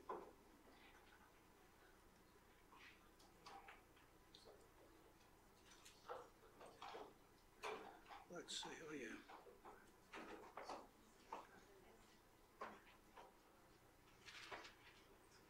I want to say a little bit more, now we've talked about matrices, I want to say a little bit more about correlation structures. And we're going to keep getting correlation structures in almost every class. But again, the issue is if we're worried about the fact that the data that we have can't be assumed to be independent, can't assume that there's the observations on a given person or within a given household, all the observations are independent, then we have to worry about a correlation matrix or correlation structure. So now if it turns out the response vector or the outcome variable is written like this, this is a yi prime, this is a column vector, yi1, yi2, yin, then the correlation, if you're just talking about mathematical notation, the correlation between two responses on the same subject, I want to get you familiar with some notation. Two responses on the same subject. So if we're talking about the same subject, you notice I have correlation. I got yij and yij prime. So what denotes the same subject? I, right? And what denotes the possibly two different observations on the ith subject?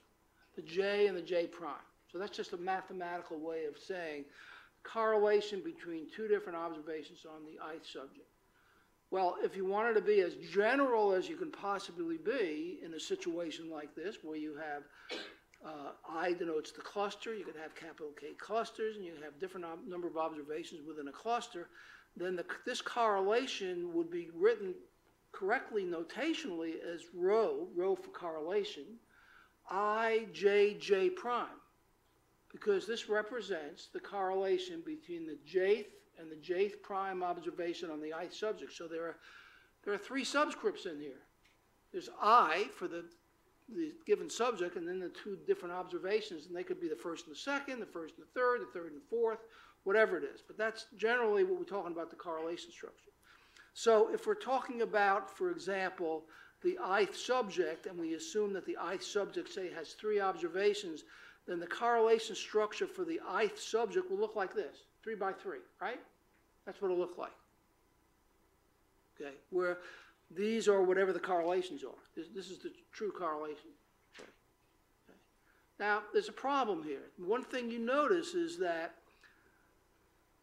what you've set up here in this general situation is that for every cluster, every different cluster, the I cluster, the I is 1, I is 3, I is 5, you're going to have a different looking matrix here. Because what's different? I mean, even if the correlation between the first and the second and the first and the third is the same, the one thing that's different is you're talking about a different cluster. So you have a lot of parameters to estimate. You have to estimate for each cluster, each parameter in each cluster, and then you have to do it overall. If you have 100 clusters, you're going to have to, and let's say everybody had 3 observations, these 3 rows would be different from the first and the second and the third and so on. There's a lot of parameters to estimate, is what I'm saying. Okay. And because of that, and because of the problem in trying to do that job and do it in a way that's efficient and you can wind up getting a result, that's not what's typically assumed. What's typically assumed is that the correlation structure for the ith cluster is the same regardless of the cluster. That's a typical assumption that's made. Okay. And it may not be incorrect. It might not be correct to assume that. And some packages, but I'm not really completely convinced that SAS lets you do this, allows you to maybe change that, to allow the correlation structure to be different for a different cluster. But this assumes that this says correlation between 2 occasions on the same person depends only on the 2 occasions specified and not on the person. So if you're assuming, for example, that correlation structure is exchangeable, it's a single fixed row, and it doesn't depend upon, whether it's the first and the second observation, the first and third observation.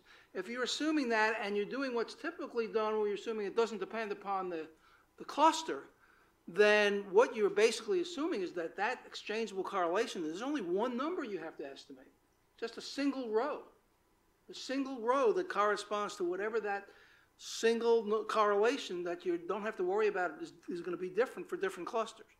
Makes it a lot easier than having to assess a different correlation for each cluster. And that's what most of these programs do.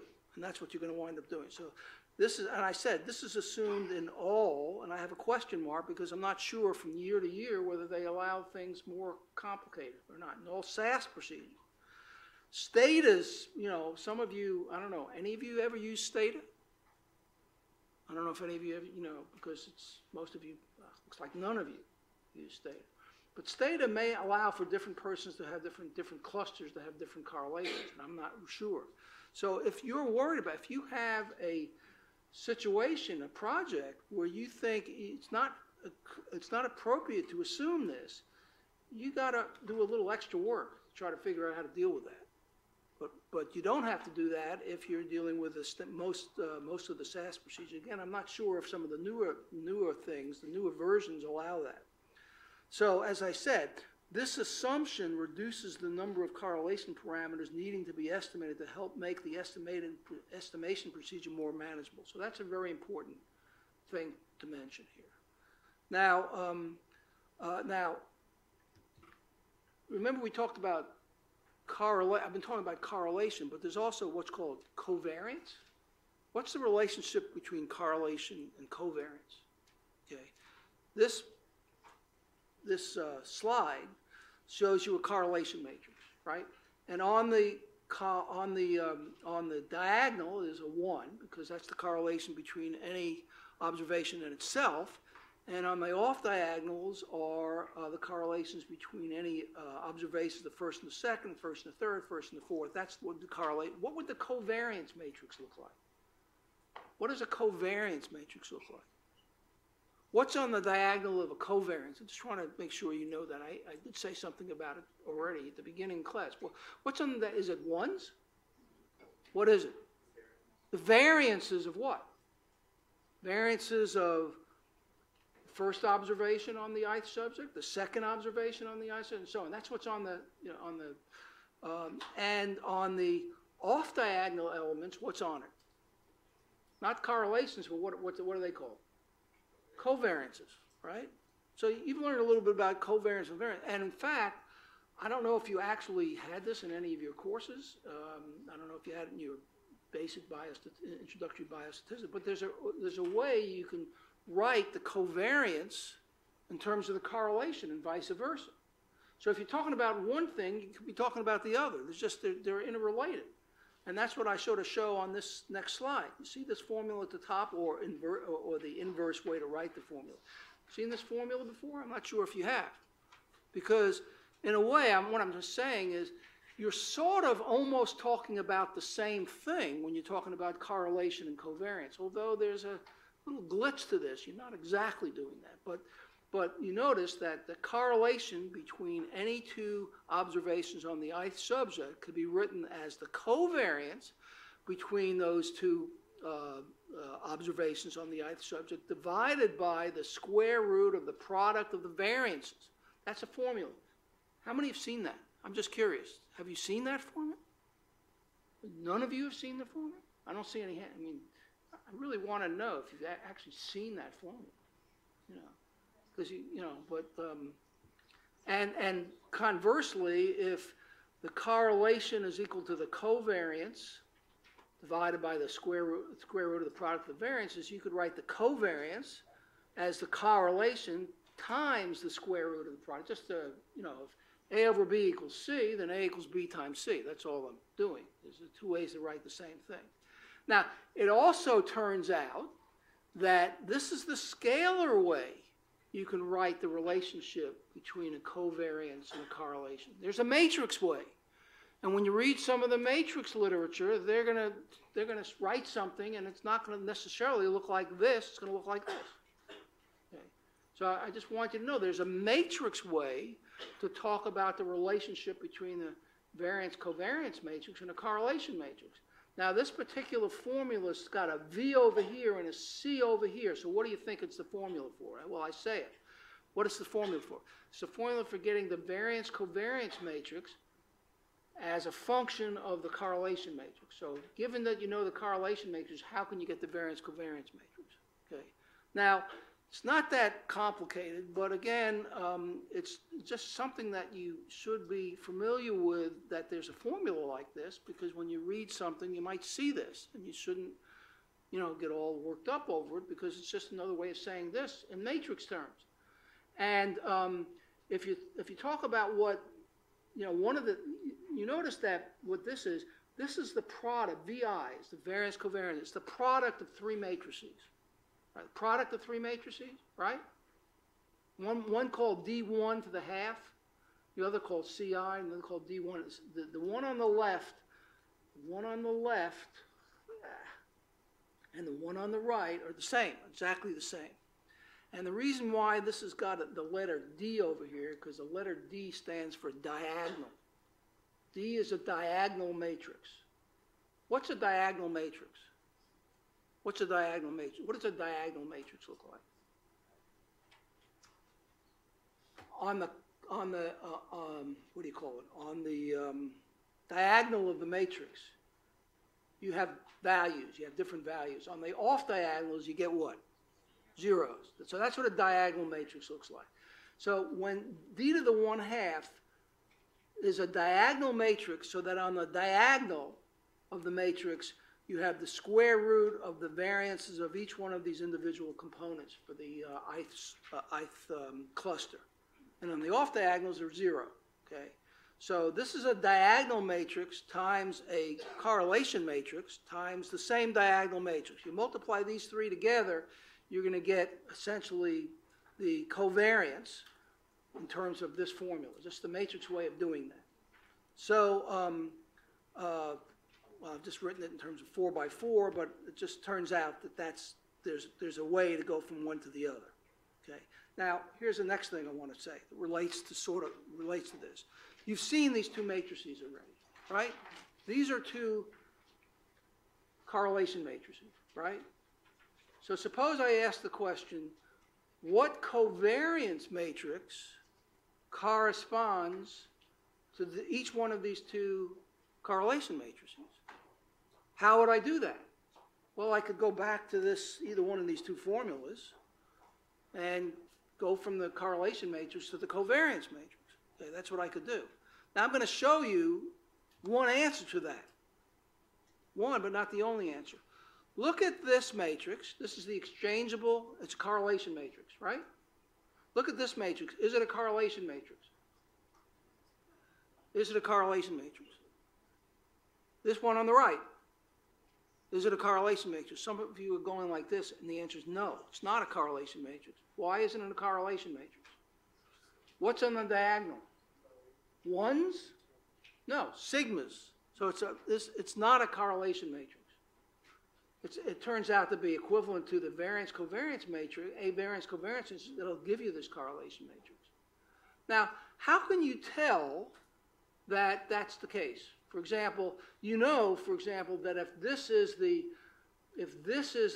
covariance matrix, what's the correlation based on the formula that I wrote here, this formula? How can you get the correlation that corresponds to the first row and the second column of this matrix? What do you have to do? The covariance is rho sigma square. You have to divide it by what? The square root of the product of the corresponding variances. Isn't that what that formula said? Take the covariance divided by the square root of the product of the corresponding variances. So let's do that.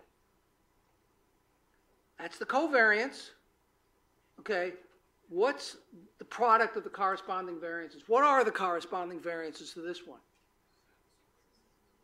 This variance. What other one? This is row 1, column 2. So it's this sigma square and this sigma square. Okay.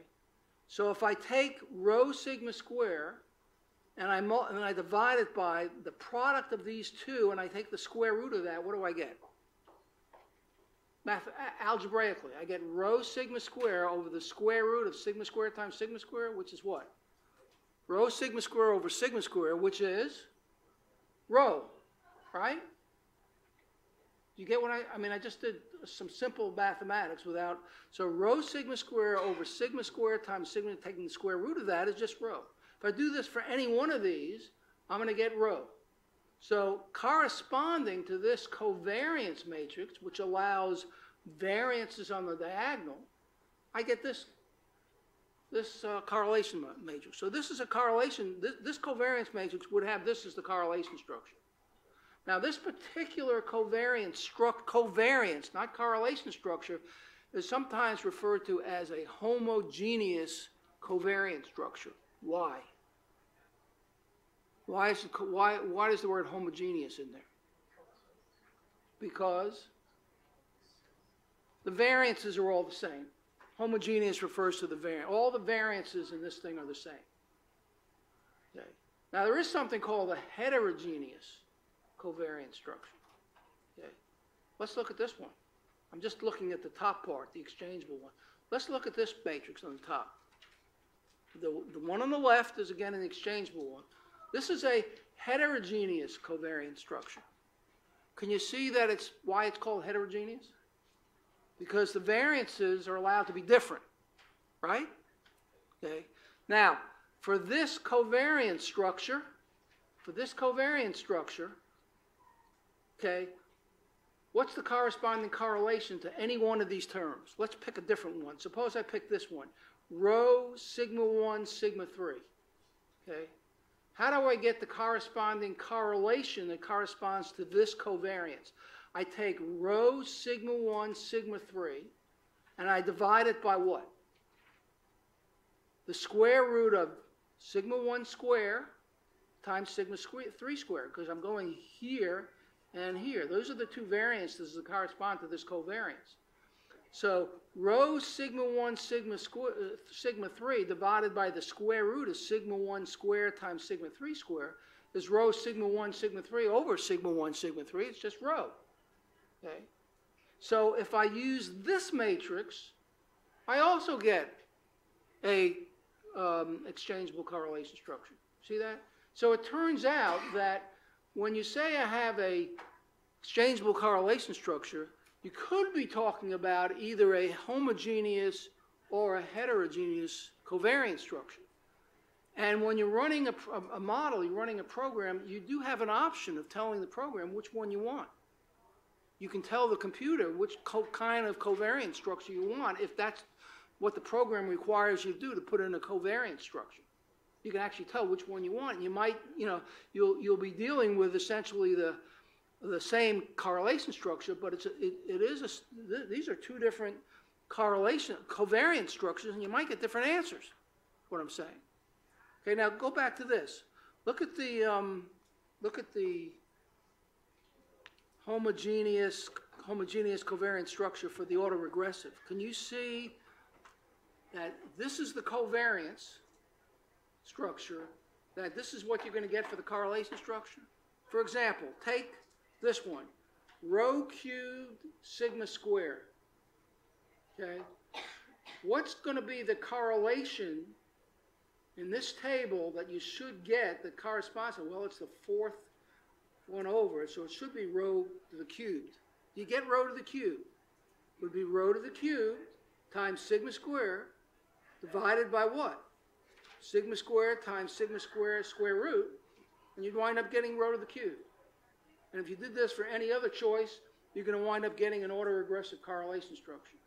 Okay. So what I'm saying is there is something called the homogeneous covariance structure for even a different correlation structure, autoregressive, and there's a heterogeneous covariance structure that's going to be different for this autoregressive correlation. So you have to sort of a little bit be careful. The message is, if there's a message, you've got to worry about the fact that when you specify a correlation structure, if that's what you want to do, you might be talking about two different covariance structures. So you might have to worry about that. Okay, so at this point, I want to stop with that, and I want to start talking about one other thing. It's 4:45. I want to start talking about, I'm not going to have Monica go because we talked about something, you volunteered, but I'm going to put you off until next week and another volunteer.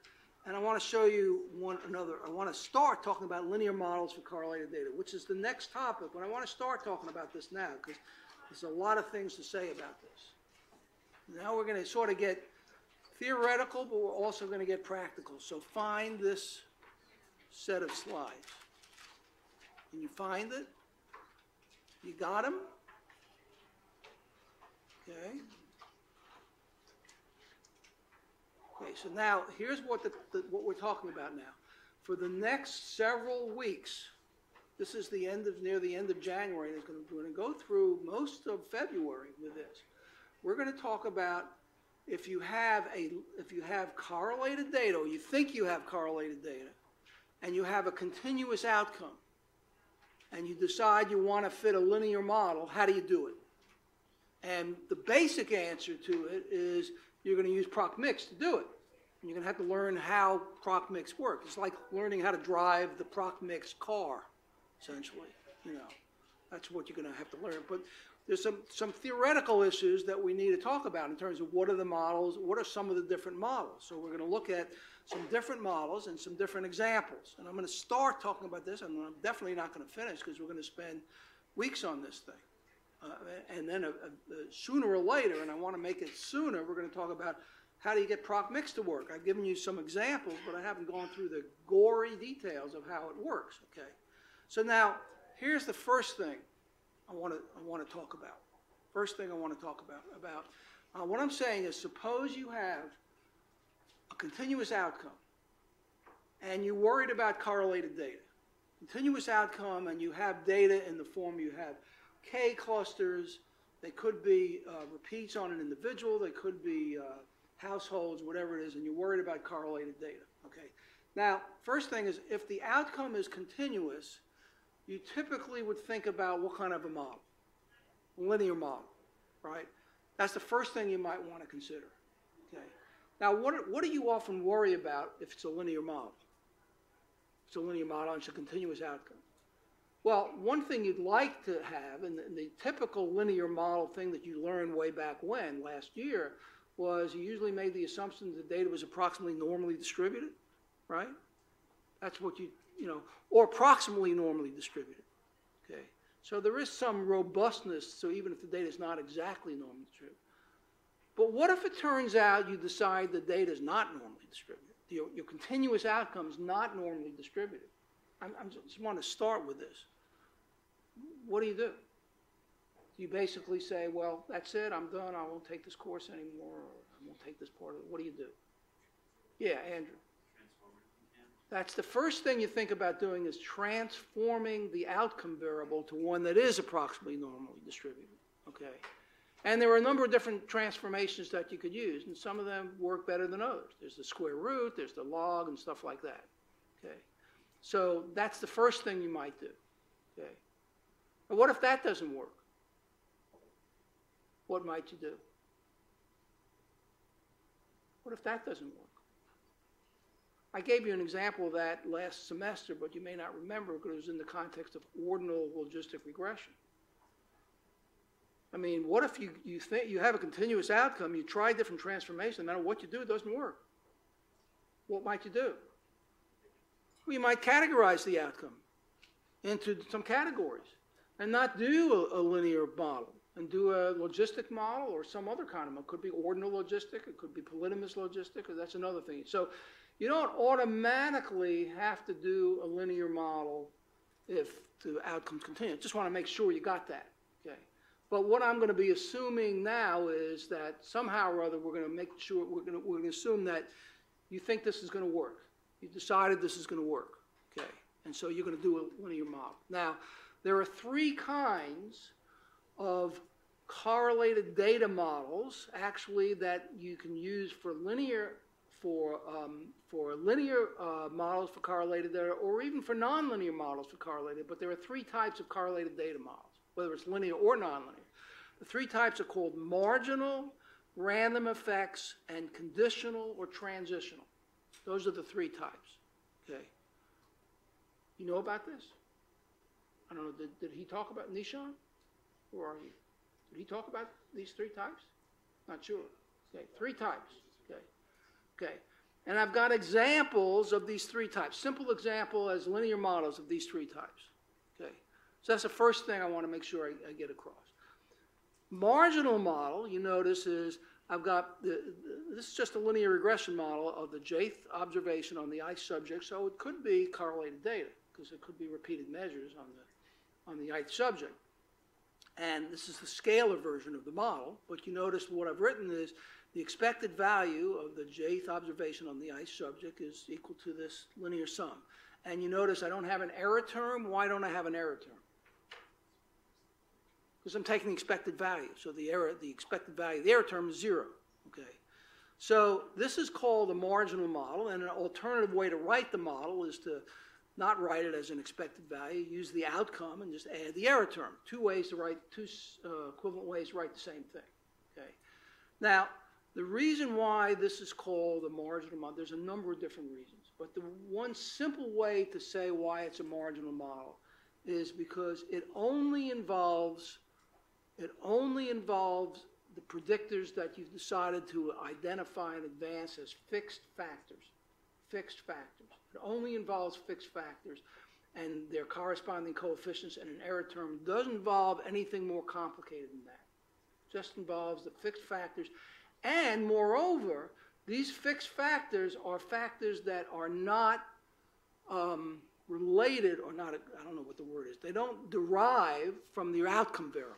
They don't derive from the outcome variable. What I mean by that is, it could be, and this can't be included in a marginal model, it could be that one of these x's is an earlier value of a y. Get what I'm saying? Could be you'd be talking about the second observation on the sixth subject, or on the ith subject. And it could be that one of the observations as a predictor should be what did I say? The sixth observation, what did I say? I'm not sure what I said. You're talking about a given subject, you're talking about a given observation, let's say the sixth observation on the ith subject, okay? And let's say what you want to put in as an X is the 5th observation on that subject. So you want to put in an earlier value of the Y that you've got a later value for. Get what I'm saying? You want to predict the 6th observation from the 5th observation. Okay? That's an example of a model where you're using as one of the X's an earlier value of the Y. That's not a marginal model. That's called the conditional model or transitional model. Okay? So a marginal model doesn't let you do that. It also doesn't let you have any random effects in the model. The only variables in the model are fixed effect variables or fixed factor variables. That's a marginal model. Okay? Okay, that's one type. Another type is a random effects model. Sometimes it's referred to as a mixed model because it actually has a mixture of fixed effects and random effects.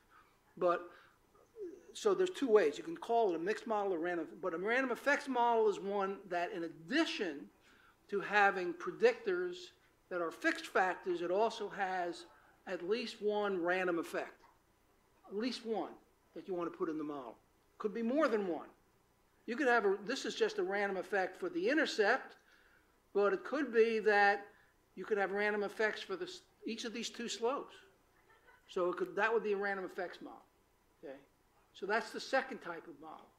And this is the way to write the model in expected value form. And if you're writing in the non-expected value form, you just take away the E and you take away the capital E and you add the little e, ij, and you're talking about two ways of saying the same thing.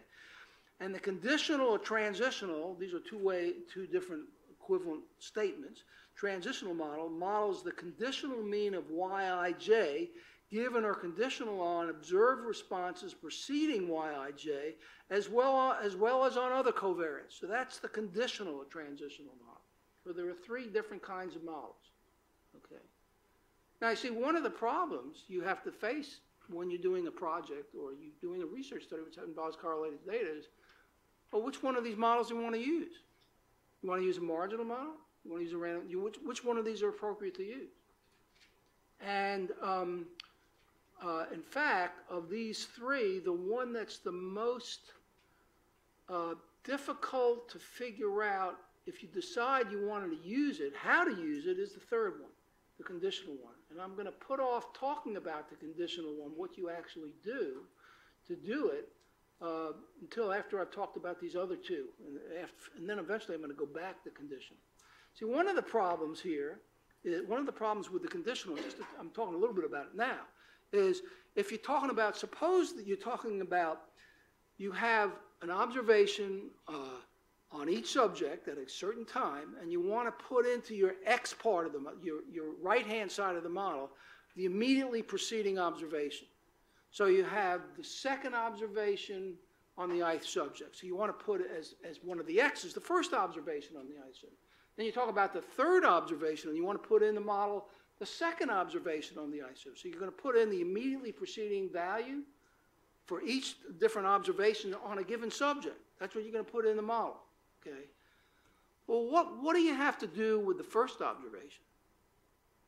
In other words, what do you do with that model? How do you deal with that model? What does the model look like for the first observation? What does Yi1 look like? There's no previous observation, is what I'm saying. So what do you put in there? Do you leave it without a previous observation? Or do you have to just drop the data on the first observation? How do you do that? That's sort of an issue that's complicated. It's not clear. And I've actually done some playing around with this, and I've looked at different books that deal with this, and nobody's actually done a clear-cut way of saying what you do and when you get one answer versus another. And I've tried different things, and I get different answers.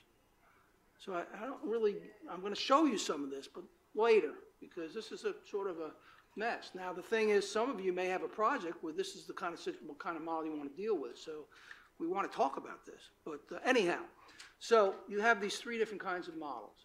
And the key question is, which model do you want to use? Do you want to only use one model? Do you want to use one model for answering one question or another model for answering another question on the same data set? There are all sorts of things like this. So these are These are the three different things. Okay, now I want to talk about an example, a real example with actually some numbers involved. I want to talk about it. This is an example we're going to spend some time talking about. Okay, so it's actually a made-up, it's a real example, but it's made-up data. Okay, so is it real? You decide. 40 school children were examined under normal conditions, then during an air pollution alert, and on 3 successive weeks following the alert. Okay, 40, so capital K is 40. The number of clusters is 40. And each of these children were observed how many times? How many times? 5 times. Under normal conditions, during an air pollution alert, and then 3. So they're observed 5 times, right? So automatically it looks like we have a correlated data problem. Okay. The primary study objective was to determine whether FEV1, lung capacity measure, continuous outcome, was depressed during the alert. That's the question. Did the FEV score go down from week 1 through week 5? Simple question, okay? That's the main question, but it's not the only question. A secondary objective was the identification of sensitive subgroups of individual children most severely affected by the pollution episode. That's the second one. I got 2 different colors here for the 2. Now, the first objective is asking you actually more or less, if you had to consider the kind of model you wanted to talk about. We've talked about 3 models: marginal, random effects, and conditional. What do you think would be the first thing you'd probably say about the kind of model you do with the first question? Marginal, random effect, or conditional? Well, you'd probably want to just put in week. That's, the different week as a predictor, and then as the outcome, FEV score, and fit that model. That's a marginal model. Now, whether you wanted to consider the fact that different individuals had different effects or something like that, that would be involved random effects or not. But the simplest thing to do here was a marginal model. So that would be one thing that you follow me on this? Okay. Now, that doesn't mean you can't. Now, would you want to consider a conditional model for this? Would you want to consider predicting and this is where things get tough for the conditional model. Do you want to consider what happens at the 3rd week from what happens at the 2nd week? Would you or would you not want to? It's not clear to me why you'd want to do that.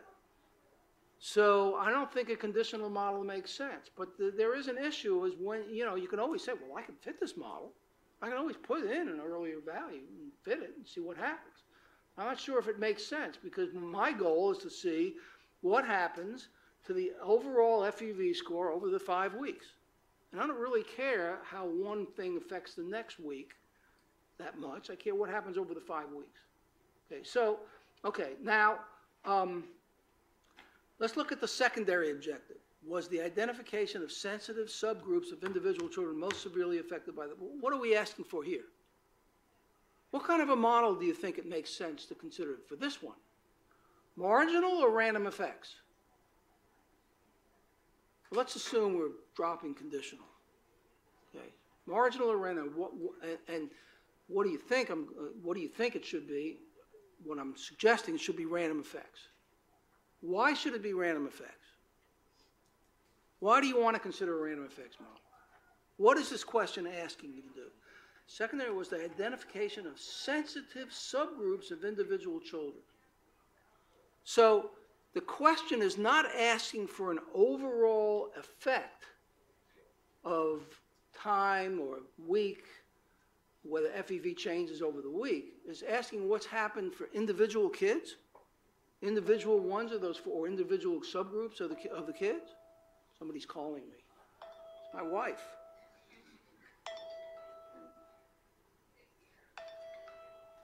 Sorry. She does this. She's done this before. I don't know if it's my wife.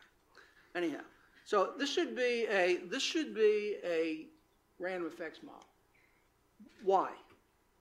Because what you want to be able to do from this is you want to be able to say, there's 40 subjects. You want to be able to say, okay, of the 40 subjects, which subjects were more affected by the pollution alert than others?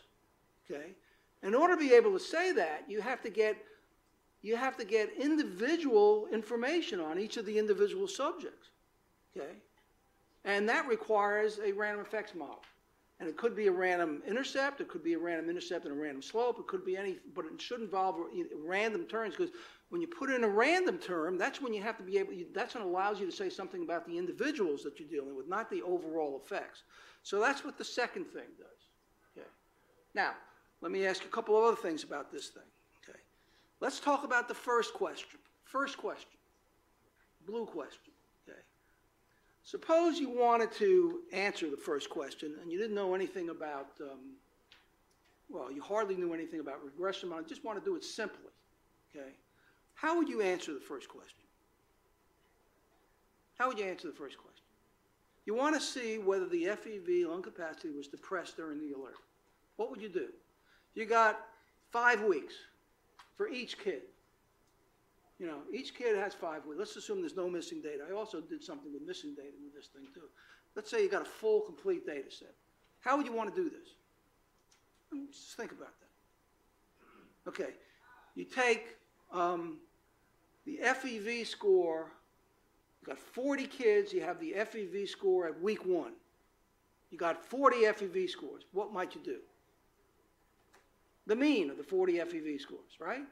FEV 1 bar, the mean. Then you got the second week, right? The mean at the second week. The mean at the third week, mean at the fourth week, and the mean at the, so you have the 5 means, okay? Right? So you have these 5 means at for each of the 5 weeks. And if you wanted to see whether the FEV was depressed during the alert, what would you do? What do you want to do? You want to look at those 5 means, see if they go down some way, right? That's what the idea is. So if you think about the question in terms of what you'd want to do, that's the idea. Okay. So if you wanted to do this and you weren't worried about correlated data, which you should be because you got repeated measures, how would you do this analysis? How would you do this analysis if you were assuming that everything was independent? You had 5 means, and what would be the null hypothesis? Whether all 5 means are equal. How do you do that? You learned that last spring. You learned some of that maybe in the fall, but last spring is when you learn it, when you're doing linear regression. You do one-way ANOVA, one-way analysis of variance, which is equivalent to doing linear regression with a what do you call it, categorical predictor that has 4 dummy variables for the 5 groups. So you would do a simple linear regression or a one-way ANOVA, right? Isn't that how you do it? Okay. Why can't you do it? Why are you worried about doing that? Because you got repeated measures on everybody. So you can't necessarily assume that the FEV mean at the first week and the FEV mean at the second week and the FEV mean at the third week are all independent because it's all on the same 40 kids. Okay? They're correlated. Those 5 FEV averages are correlated. So you got to do something else. Okay?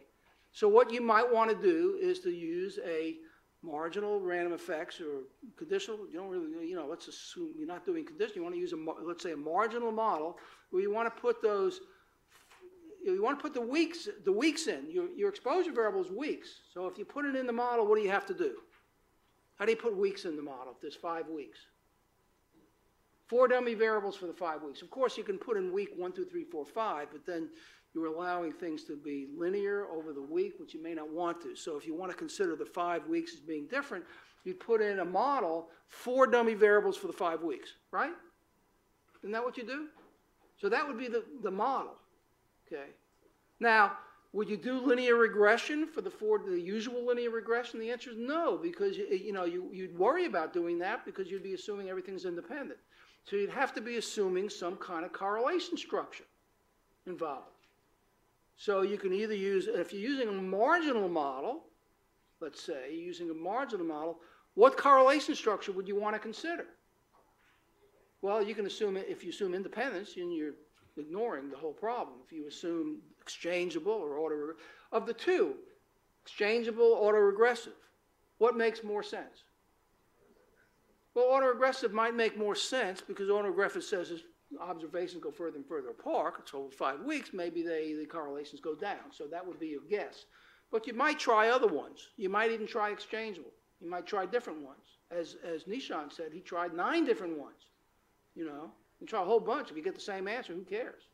Doesn't really matter. So that's what you want to do. Now, in this case, the main outcome is FEV. You might have sex and race, but my data set, I don't even have sex and race in there. So now that's one example.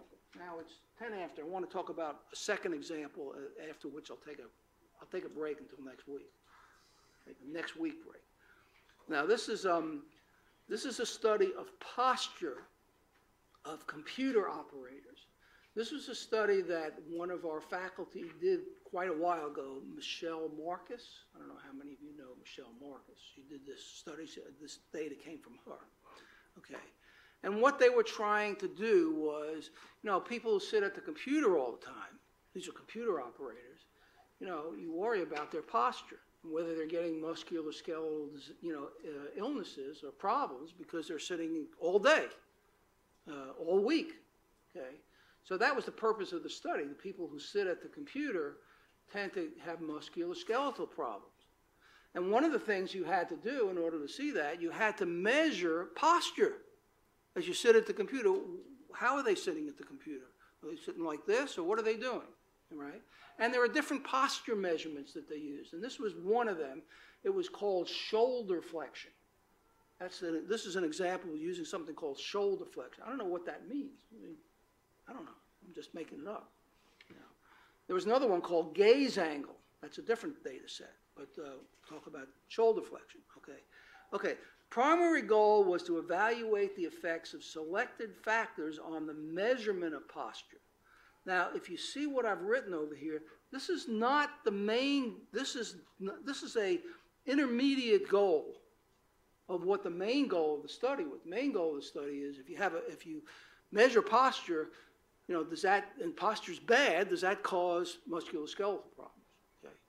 But this basically says, this has to do with how do you measure posture? And if you measure posture a certain way, does it change a lot? I mean, like here are these people, they're working they're working as a computer operator 5 days a week, you know, all 5 days, morning and afternoon. Let's assume they're not working in the evening. Some of them might, but let's assume we only have morning and afternoon, 5 days a week, okay? And what we're worried about is if we measure their posture, shoulder flexion on Monday, shoulder flexion on Wednesday, shoulder flexion on Friday, same thing. Does it change from Monday through Friday? Does it change from morning to afternoon? I mean, can we use this measure, shoulder flexion, as a measure that hardly ever changes and always use it and not worry about what's happening from one day to the next, or we have to worry about how it might change and then think of some other measures, okay? So there were 2 factors of interest.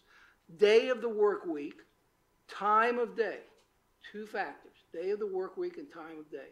And the analysis questions are there significant effects of the factors day and time on the posture measurements taken on the study sample. This is an example of a repeated measures ANOVA problem. And one of the several measurements was shoulder flexion. Okay, here's the data. Okay, now I'm almost done for today. I just want to show you the data, and we'll go back to this and know this example later. But here's the data. Involved 19 subjects. 19 subjects. And each subject was measured 6 times. On Monday AM, PM, Wednesday AM, PM, Friday, and then shoulder flexion. That's what the shoulder flexion score was, okay, for all 19 subjects, okay. So what's the question? What's the question? Does the shoulder flexion, in some sense, on the average, change from day to day or over different parts of the day? You know, morning and afternoon, or over the whole week, okay? So I've got some summary scores here, okay? So if you looked at these summary scores, what would you do? What would you say? Well, what you might say is, well, look, does it change from day to day? Monday, Wednesday, Friday. You're not doing any statistical tests, just looking at the numbers, okay? And it looks like that on Friday, in some average sense, the shoulder flexion scores are a little lower than on Monday and Wednesday, right? So it looks like there might be an effective day of the week. Just trying to get you to think about how you do this, okay? What about time of day? Okay, Monday, not much of a difference. Wednesday, a little bit of a difference. Friday, a little bit of a difference. So maybe time of day also. You know. What about, okay, this may say there might be a main effective day, there might be a main effective time, not that much with time, more so with day, but still you have to do a statistical analysis. And what about the interaction, day with time? How do you do that? How do you do with day and time looking at this? Well, you're looking at is the difference of differences the same? In other words, is the difference between AM and PM on Monday different from the difference of differences on Wednesday, different from the difference of differences on Friday? Is this difference different from this difference, different from this difference? That's what you're talking about interaction, okay? And you'd have to compute these numbers, and you'd have to, you know, look at the numbers and make some rough decision. But until you do something statistically, you're not going to be able to be sure. Fitting a model and doing a statistical test for this thing, okay? So that's what you'd have to do to evaluate whether there's an effective day, an effective time, or an interaction. Okay, now, is this correlated data? Is this correlated data? Is it? Sure enough, right? Because each subject has 6 observations on the same subject, right? So you might expect that there's correlation in there. You may assume independence and may find no difference, but it looks like there may be correlated data, okay? So you can't just assume you're doing just, this looks like this would be two-way ANOVA. In other words, there's 2 factors, day and time, and their interaction. And what you learned in your course, whatever it was, BIOS 591, you learned about two-way ANOVA. You had 2 factors, so everything was independent. You would you would have a effect for days, effect for time, the interaction, and you'd have an analysis of variance table and all that stuff. Well, in this case, you can't necessarily do that because you can't assume everything's independent. So you have to do some kind of correlated data analysis, okay? And what can you do? Well, again, this is over time, so should it be random effects? Should it be a marginal models? What should be the correlation structure? Should it be a random? Well, we're going to eventually talk about this, but I'm saying this is a second example. Now, in this particular case, it's a little different because it's a ANOVA problem, whereas the other one is a little bit, well, the other one is an ANOVA problem. The FEV was an ANOVA problem too, but it was a different kind. In this particular case, the question of interest wasn't necessarily identifying individuals whose posture was very different from Monday through Friday. It's just really coming up with an overall decision. So you might not really need a random effects model, but you might, depending upon how you look at it. So anyhow, those are 2 examples. And then a third example is another example with gaze angle. We'll talk about that next time. But then what we're going to try to do is talk about, well, how do you fit these models? What does the model look like for this thing? How do you decide how to do it? And where does proc mix come in? How do you actually get answers to it? So there we go. So it's definitely time to take a 1-week break, right? So see you next week. Thank you.